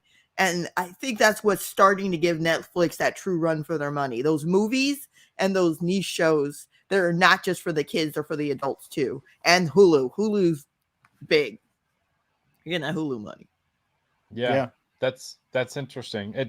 And what would be interesting too, actually, would be actually I'd be really curious to see if we could get Matt Henshaw, who hosts Real Film Nerds, to actually come on the show and talk, because Matt and I've had some very interesting conversations about how what's happening is actually affecting the movie theaters in a very super negative way. Between obviously the ongoing thing, which go unnamed because I don't want us to get unnecessarily struck down in the middle of a live broadcast. The zombie apocalypse. Yeah, in addition to the zombie apocalypse, Matt has some very interesting observations and comments in relation to how what's happening on the streaming wars is actually slowly dismantling and actually destroying not just the movie theaters, but the movie theater going experience as well. So there are other ramifications for kind of what we're seeing as the different, I guess we'll call them, corporations are obviously are fighting for that position, that power, and that money in the streaming wars. How it's that friendly fire is actually hitting other things and actually dismantling a part of their business, which is interesting and ironic. Yeah, and if we ever do talk about that's interesting to talk would be to talk about Sony's perspective, because they have no streaming service. Yeah, so it's interesting because they're doing something completely different in that context. They're not even in the game. You know what I mean? So, well, they are, but it's that what they do is they get that straight up money where they go make a deal with Netflix, or they make a deal with Hulu or whoever, and they get that straight payment. They don't have to worry about managing a streaming service and what the kind of views it gets or whatever. They get their money up front. So it's a completely different model. It's interesting. Very cool. Very cool. All right. So if that's good do you have anything else for Streaming Wars? Or are we ready to move? No, that's good. All right. Okay. Let's go ahead and go to our next topic. So the last topic we want to talk about tonight, which was actually in the teaser, is actually talking about what's going on actually with the Lord of the Rings. Lord of the Rings actually has a series it's either being talked about because of photos that released. I don't remember exactly. I'll be honest with you. I've missed some of this. Eric is much more up on what's happening with this. So fill us in, Eric, on what's happening with the Lord of the Rings. So obviously, as you mentioned, there is a new show that's coming, which is the Rings of Power. But what I think is really interesting from my perspective, because I only found out about this very recently, is the situation going on with the rights, basically, of Tolkien's estate. And I didn't realize how divided they were. So this is a Variety article. It's dated February 9th, so just yesterday. And this is when I found out about it. It said Lord of the Rings and the Hobbit film and gaming rights are up for sale. And this, I think some people would be shocked by that, because they're like, wait a second. Doesn't Hulu, I mean, not Hulu, but Amazon Prime has a deal right now, don't they? It says Hollywood is about to stampede into Middle Earth. An array of movie merchandising, gaming, and live events rights to Lord of the Rings, The Hobbit, and other titles from author J.R.R. Tolkien are coming up for auction. It says now that Saul, and I can't pronounce his last name, I think it's has decided to sell its Tolkien holdings. So apparently Saul's company has hired an investment bank to handle the sale process, which is unfolding this week as bankers make the rounds of the logical Hollywood buyers. The Tolkien properties are projected to fetch at least $2 billion based on recent valuations. $2 billion. Now, what's interesting is as you keep reading this, there is a fight going on between Saul's company and Time Warner, which of course is the owner of all the Lord of the Rings films that probably everybody knows, right? All the New Line Cinema stuff. And there has been a conflict between these two companies for some time.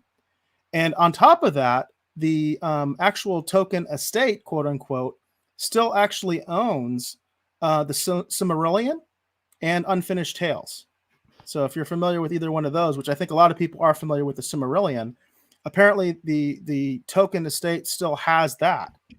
So it's weird. So there's this huge conflict with the probably the most popular stuff, which is Lord of the Rings and The Hobbit, between this company that I've never heard of, okay, and Warner Brothers, and the company I've never heard of is supposedly selling what they have, which sounds like litigation, right? Because whoever buys these rights is going to be in a huge legal fight with Time Warner, and they're saying you're going to buy this mess for $2 billion.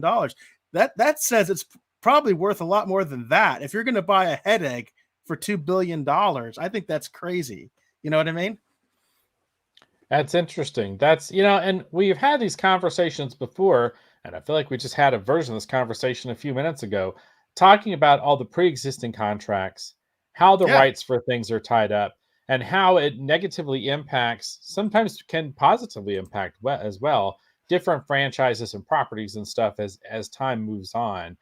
And when you talk about something like this, something that's as popular as beloved and obviously celebrated as Lord of the Rings and The Hobbit, I find it kind of stunning to me that the rights were not totally locked up, from the jump before they made the deal for this new series. I know we're talking about the gaming rights, but that could so massively negatively impact different things. And then the fact that Warner's apparently still owns the rights to the Silmarillion, and I don't know. It's interesting. My understanding is actually from the article is that the Tolkien estate itself still owns the Silmarillion. Okay, all right. So it's even further divided. But obviously, the Silmarillion is nowhere near as popular as Lord of the Rings or The Hobbit. That's because it's the backstory. It's basically the prequels for it. It's the Bible. It's the Bible of Middle Earth. It's their creation story. That's the way my brother's read it, and that's what he always told me. It's like their Bible. Gandalf is a big deal in the Silmarillion. He's a big deal. Gandalf's like magic Jesus. That's why they always call him by his other name, the elves. What is the name they always say whenever they're around Gandalf? I always forget it. Oh, shoot. You know what I'm talking about. Yeah, I know what but I can't remember. That's who he is. They say it more in that book. And it is crazy. I actually like all that background stuff. But that's what I was hoping they were going to stick with the TV series. So yeah, it is interesting because there's another player there. So, you have Amazon Prime, and it would be interesting if they were ultimately the ones that bought these rights, and decided to go at it with Time Warner. Apparently, one of the other issues, which you do hear a lot, that's one of the reasons Sony keeps making Spider-Man films, is so they don't lose the licensing. And that was a thing with Fox with the X-Men, was as long as they kept making movies. For instance, that's why the Wolverine movie was called X-Men Origins Wolverine. They didn't want to make a quote-unquote Wolverine movie because their contract said they had to keep making X-Men movies if they were going to keep that licensing agreement. So one of the things this article mentions is apparently that's what the loophole is. That's where the conflict is that supposedly because Time Warner stopped making Lord of the Ring movies, they lost the rights. And they reverted back to this guy who I've never heard of. So interesting. That's interesting. And Bob from accounting got the rights. Well, and if you're ever curious to see just how tortured and weird things could get in order to secure rights, I would definitely recommend you search out Doomed. Doomed is actually a documentary that's actually quite good about the making of Roger Corman's Fantastic Four movie. That is a terribly interesting documentary that's all about the weird, twisted things that can happen when you're just trying to secure rights to a property or a franchise. And I feel like the Fantastic Four is also a cautionary tale about what can happen with a beloved franchise. Oh God. They're never gonna make a good one. Are they ever gonna make a good one? I I like think the first one. You know, the first one that was actually released. I actually enjoyed it. I thought it was pretty good. I had fun with it. I've never seen the bootleg one, even though I own it. I actually have a copy of the bootleg. I've just never sat down and watched it. And then I haven't seen the documentary. I've heard so many good things about, and I still haven't watched that either. The Doomed one. The documentary is really, really great. I have a very fond place for Roger Corman's Fantastic Four movie, and I've actually, ironically, this show that we're having right now owes a big nod actually to the Roger Corman Fantastic Four movie, because the first time I ever turned on a camera and was sitting in front of it was when the gentleman I did the first episode of In the Studio, the retro retrospective. And that was because we had just come from seeing, it was called Welcome to the Men's Group, even though the gentleman said Welcome to the Men's Room, which was totally incorrect. I'll never forget that. And he was just like, he's like, should we stop? I'm like, just keep it. Just go, go, go. Don't stop. This is cable access, my man. Just keep going. And I'll never forget, we had so much fun with that. And Joseph Culp was he's a great actor. I mean, most people would know him as actually playing the dad from Mad Men. But he's actually the son of Robert Culp, who most people might know from Greatest American Hero or I Spy. But I'll never forget that, because we had just come out of the screening and we were the two comic book nerds that were hoping to talk to him. And I had actually met him once before at San Diego Comic-Con back in 1993, when he, Michael Bailey Smith, and Rebecca Staub were actually promoting that movie. And so I got to share that story with him, and it was so much fun because he loved the Fantastic Four comics. And he was talking about, he's like, you see those poses that Jack Kirby would put Dr. Doom into, and he started getting into this pose. And he's talking louder and louder and a more commanding voice, and everyone's like turning and looking at him. And when he gets done, everyone's like, and it was so awesome. It was so awesome. And so we got back and we kind of had this weird like nerd high, and we were just like, what are we going to do? What are we going to do? Like, I want to share what we had just seen. And I'd been talking to the Janmal about, we should do like a little YouTube show. And so he's like, well, let's do it. And so we turned the camera on. That was the first time. And had it not been for that, I would obviously not be talking to both of you right now. So I have a very fond place for the Roger Corman Fantastic Four. If you're curious to watch that episode, if you actually go, I think definitely to our Facebook page, it definitely is there. It actually is one of the earliest videos I actually posted.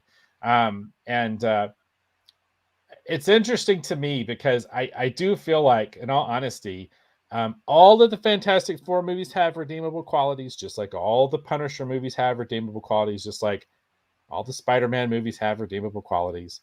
But I do feel like that if you want to talk about securing movie rights and doing people dirty, Fantastic Four is definitely a cautionary tale about sort of the dark side of Hollywood. Other than being Johnny Storm, a tryout for whatever other Marvel movie you're going to. That's exactly right. But hey, Johnny Storm, want to be Captain America? Hey, Johnny Storm, want to be Killmonger? Right. But there were. It's interesting too, because when you talk about the Roger Corman movie, there were so many people that were basically donating their time and donating their efforts based off the fact that they hoped this would lead to this, or they hoped this would lead to that. Yeah. And luckily for a lot of them, it did, but not everybody. So, but Doomed is a very interesting kind of look into that. If you're curious about it, I definitely recommend it. But I just bring that up because I feel like those kind of things just tie in. The Keaton movies going to Hulu all of a sudden and being pulled from HBO Max. I talked about this with, I think you and I were talking about this actually on the phone. And I talked about how I like the movie. I Know What You Did Last Summer, but it's such a different experience because so much of the music has actually been stripped away from the versions that you can watch now because of the contracts originally signed in the 90s. And how that works out with the music rights. And there's a lot of stuff that have been about destroyed because even though you may be able to watch it on a streaming service, you may be able to find it on DVD, by the time they take music out of it, sometimes it's not the same experience anymore. Yeah. So No, that's very true. interesting. Yeah, you can ruin a movie that way. No, Mhm. totally. And for me, the music is often so much an important part of a movie. You know, the Disney movie, The Black Hole. We were talking about Disney. I love that movie. Those characters so interesting and quirky, like the robots and everything. And I love Robert Forster. I've always loved Robert Forster. Everything I've ever seen him in. But what's interesting too is it's that James Horner score that to me makes that film magical and resonate in my mind, because it's what gives it its scope. It's what gives it its ominence. It's what gives it sometimes its majesty and also its tragedy. So music is such an important part of film to me, in my humble opinion. Absolutely. Yeah, absolutely. I agree with that 100%. Very cool. All right. If anyone has anything else they want to add to this topic about talking about the rights and the interesting things that's happening with the Lord of the Rings, if you're in the Rogues Gallery, we would definitely love to hear your opinion. Please comment from wherever you are. Actually, Jane actually just made a comment. She said, I watched a movie. This is me not able to talk now. I watched a movie that the music bothered me so bad I had to turn it off. I am a big movie fan. And there you go. It could really, really change a scene so much, and change a movie so much. It's the character, it's the voice, it's the personality. It's interesting because I've heard this before talking about Star Wars. I can't remember who it was. I can't remember if it was Dave Filoni or someone else. Someone made the comment that they said that the John Williams music is the oxygen of Star Wars. That is true. And that I felt like was such a profound thing to say, because every time anyone uses the Force, even in Book of Boba Fett, when Baby Yoda was doing what we should have a spoiler banner up for me to talk about this, but and my apologies. But when a particular character was using the Force, when you don't hear that music playing behind it, the Force doesn't have the same power to me. But when you hear what I basically is considered to be Luke's theme, when you hear that, that to me is the Force theme more than it's Luke's theme. There's actually a cool YouTube video that someone did where they put Luke's theme and at the end of the Mandalorian, the end of season 2 of the Mandalorian. Oh yeah. And it's so much better than what they did in real life. You know what I mean? It's way better. I mean, the score is just, I'm sorry. I mean, I'm actually one of the people that actually in our reviews, I've defended the score for the Mandalorian, but it doesn't come close to the classics. You know, it just doesn't, you know, so. Yeah. Oh, lost Where'd A'Ja go?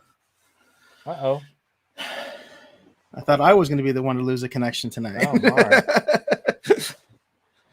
Oh, so yeah, if anyone else in the Rogues Gallery, if you have any comments in relation to, again, maybe even movie music, we'd love to hear what you have to say. I'm going to text A'Ja here real quick and see if everything's okay. Oh, she's back. She's coming back. Okay, there we go. Back. All right, she's back. All right, there you go. And a little glitch. Return of the Sith. There you go. Yeah, I was the one that was supposed to be having internet problems tonight. Yeah. I've got a service technician coming on Sunday. But Jane said, I recently watched some old Westerns and realized I like the music so much, I would watch the movie. So just because of the music. So I can see that live with their dad Bonanza. No, I'm kidding. I actually love that theme. I grew up too. Watching that all the time, and I love the theme to Bonanza.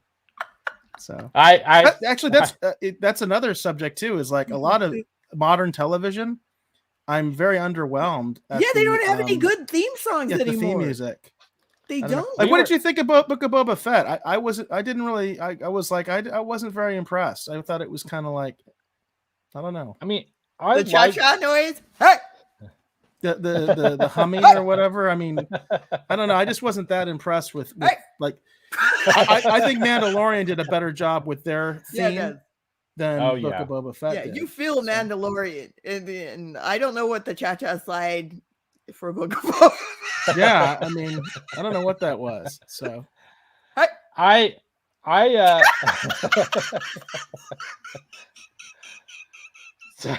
gonna play it at the end of weddings.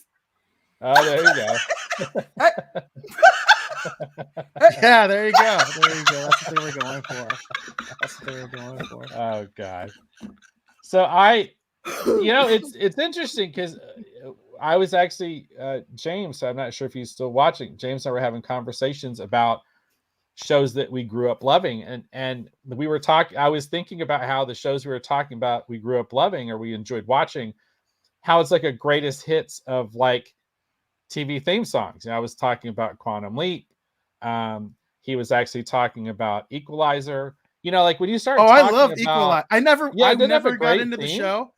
I loved the theme for Equalizer. Yeah, I always thought it was so cool when I was a kid. Yeah. You know, I would just like that. That was a great theme. You know.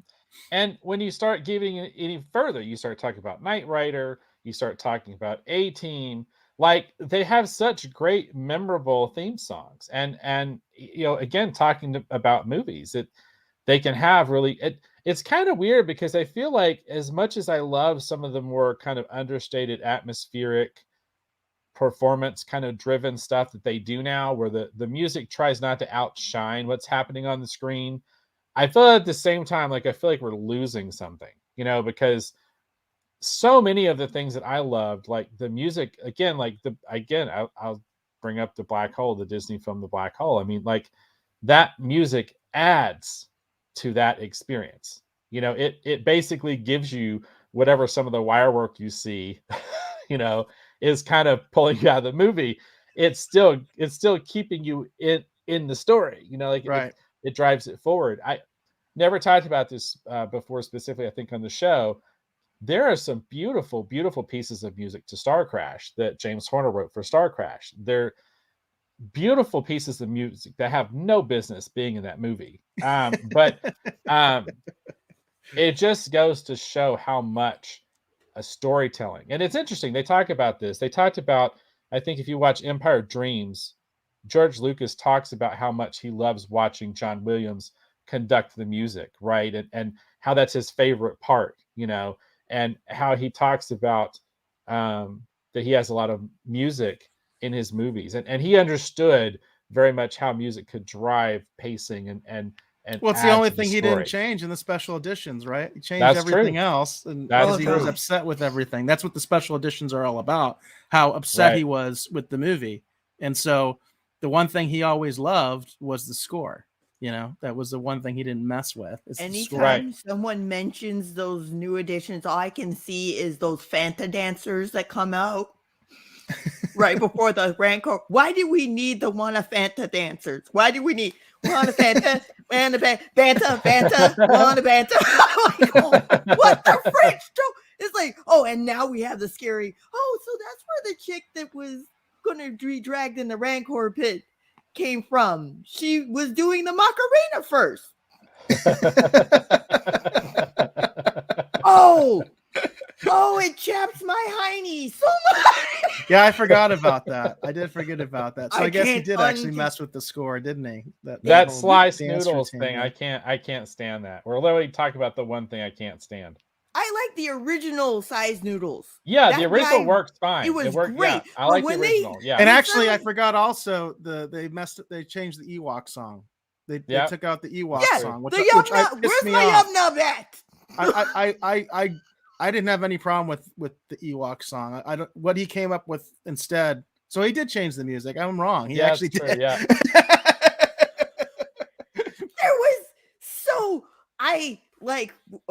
When I saw those CGI heifers, I was like, oh, I'm coming for you, tiny hands. I'm like, it needs to go.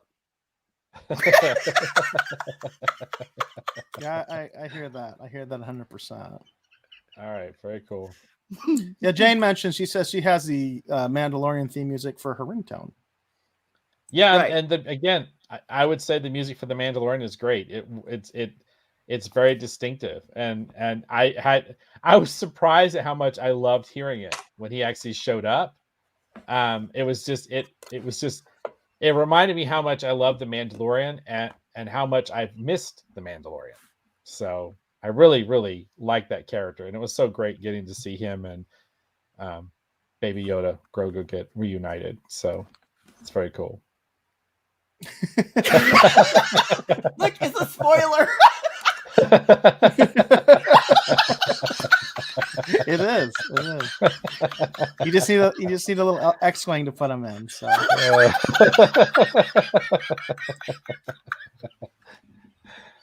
Oh my goodness. All What right. happens when you have someone with props on there? I just need to reach Well, it makes it more behind me. interesting for sure, especially to our audio listeners.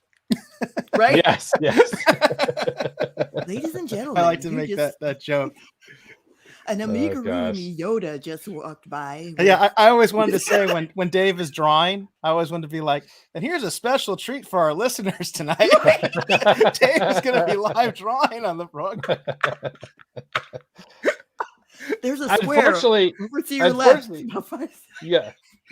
Unfortunately, it's the reason that we haven't had a lot of audio episodes for quite some time. It's because I just think that would be so funny if we did that. And we've got a special treat for our listeners for the audio show. I'm going to translate it in sign language.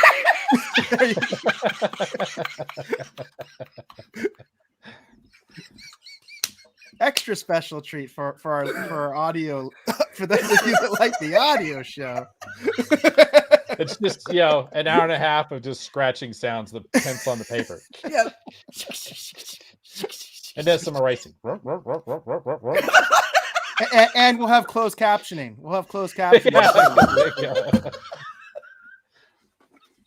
Pencil drawing. Eraser. Wiping away the shavings.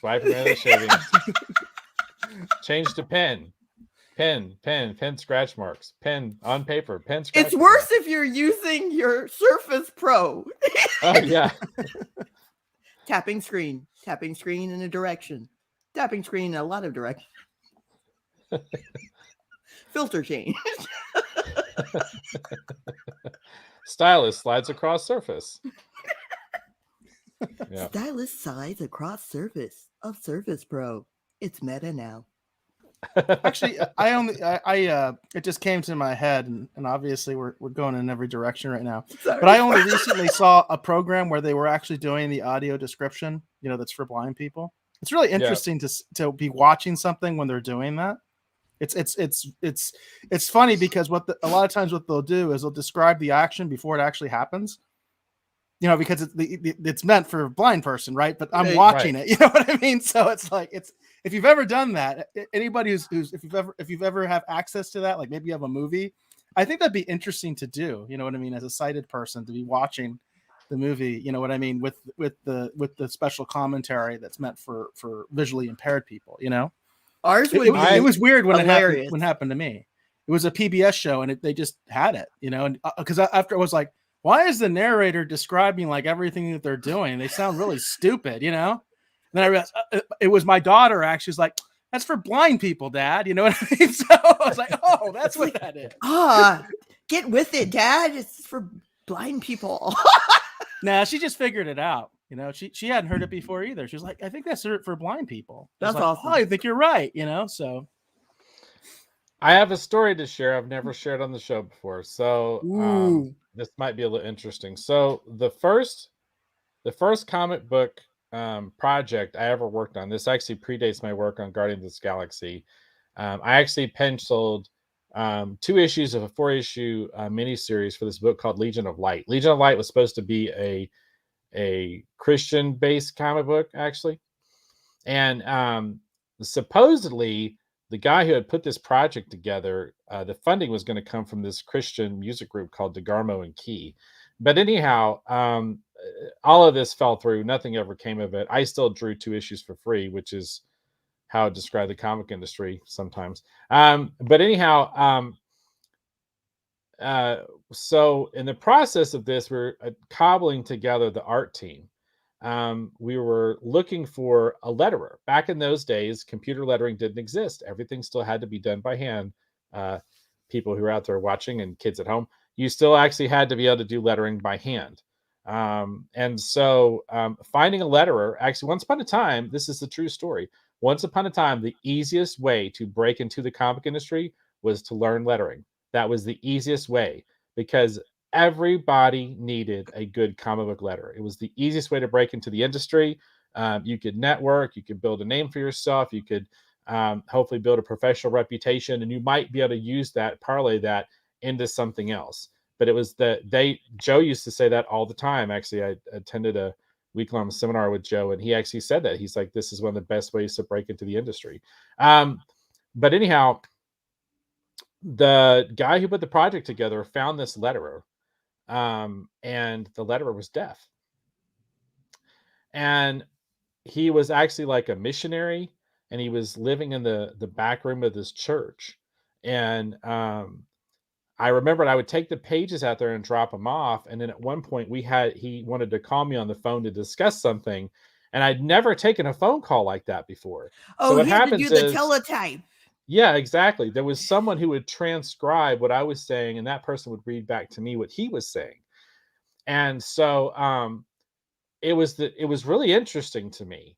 And I remembered the last time that I met with him and I picked up the last batch of pages, I wanted to know more about his process, because the guy was a fantastic letterer. Like the letterers, I hate to say this, letters were the best part of the book. Let's be honest. They were incredible. And we were talking, and he could still talk, and he could read lips, right?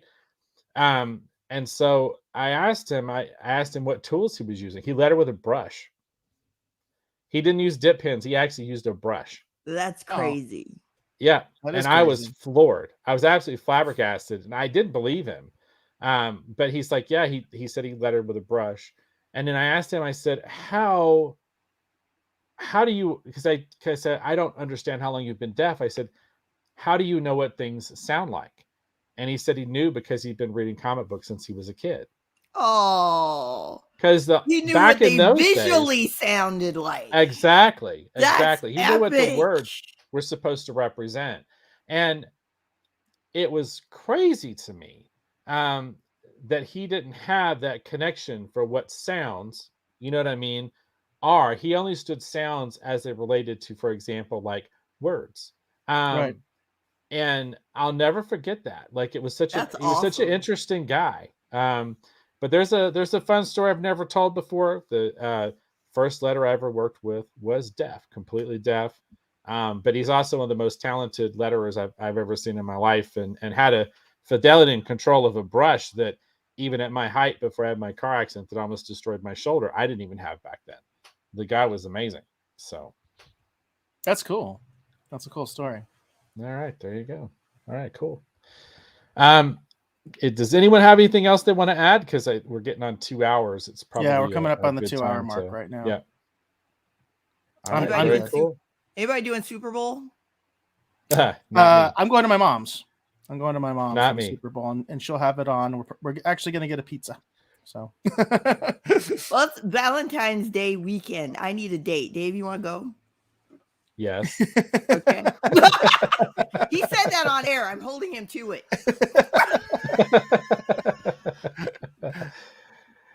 All right. Right Yeah, on. that sounds like a lot of fun. See, I boxed I him would- in a corner. He can't go anywhere now. thing about the Super Bowl is even if you don't like the game, you can watch the ads, right? So That's Right? true. That's There you true. There go. you go. Awesome. Cool. All right. Well, all right. Now I'm really kind of off my game. All right. oh, and by the way, the Super Yeah. Bowl will not be on ESPN Plus. Well, there you go. So But you can watch You a lot of other fun stuff on the Ocho. We could always go to Ren Fair. It's this weekend. Yes, that's true. That sounds like a lot of fun too. Come to the dark side, Dave. We have cookies. All right.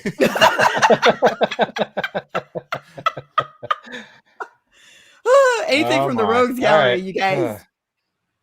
The gallery? Oh, there you go. Anything? no, we're all caught up. We're all caught Okay, up. there you go. So All right, very cool. All right, they so are speechless. there you go. They are speechless. Thank you All right, guys for having me on again. I loved it. Oh, And it we was loved great it having too. you here. So did my little Great friend. having you here. All right, yeah. Okay. So let's go ahead and we'll do the outro here real quick and tell people where to find everyone, hopefully online. So I'll start off here just real quick. Again, my name is Dave Beatty. I've been one of your hosts. If you're curious to learn more about me, you can actually check out what occupies a lot of my time by going and checking out my t-shirt company, which is Kirby Tees. You can check it out over at www.kirbyts.com. a lot of fun things over there to check out. A lot of different t-shirt options if you're interested in picking up a shirt or getting a custom shirt printed. In addition to that, you could also purchase a Retro Rogues I can't speak sometime. A Retro Rogues live t-shirt, and supporting what we do here on the show. We would greatly appreciate your support. But enough about that. I want to take a second here and thank, as always, my great co-host, the great Eric Alexander. Eric, please tell the folks hopefully where they can learn more about you on the interwebs. I am most active on Twitter, so you can find me there at BaseGod14. That's at BASSGOD14. My DMs are open, and I do take suggestions on my DMs for show ideas and things like that. Or if you find an article and you want me to talk about it, or want Dave's take or anything like that, just let me know. I'm always cool with that. Also, if you go to the YouTube or if you go to the Twitter, the Twitch account specifically, that's also BaseGod14. So if you go on either of those platforms, more likely than not, you're going to be hearing from me in the comments. Although Dave does pop in, especially on the YouTube from time to time. We do have a couple comments here. So Jane, of course, says it's great to see A'Ja on the show. I very much agree with you, Jane. It is great to see her on the show. Jacob says, thank you very much, everyone. Great stream tonight. Jacob, thank you for joining us again. We really appreciate that. And again, we hope you're keeping safe out there, on the East Coast. And Hollywood also says, great show, guys. And we really appreciate that, Hollywood. We appreciate your support. We appreciate you chiming in and participating in the show. And since we do have a guest host, I will leave A'Ja with the last word. Do you have anything you want to plug or anything else you want to say to the audience before we sign off? Thank you guys for watching and having me back on again. If you guys want to see any of my cosplays or all the fun stuff that I tend to do in between my regular life, I am Teletron1 on Instagram. Teletron, kind of like Teletran from Transformers, because I'm a big Transformers fan. I'm also on Twitter. You can follow me, Fairy Black Mother, but without the A. So it's just Fairy BLCK Mother on Twitter, and also my backlog on CosmicCafeShow.com and our YouTube channel, CosmicCafeShow.com. Thank you guys for having me on again. And again, may the Force be with Grogu.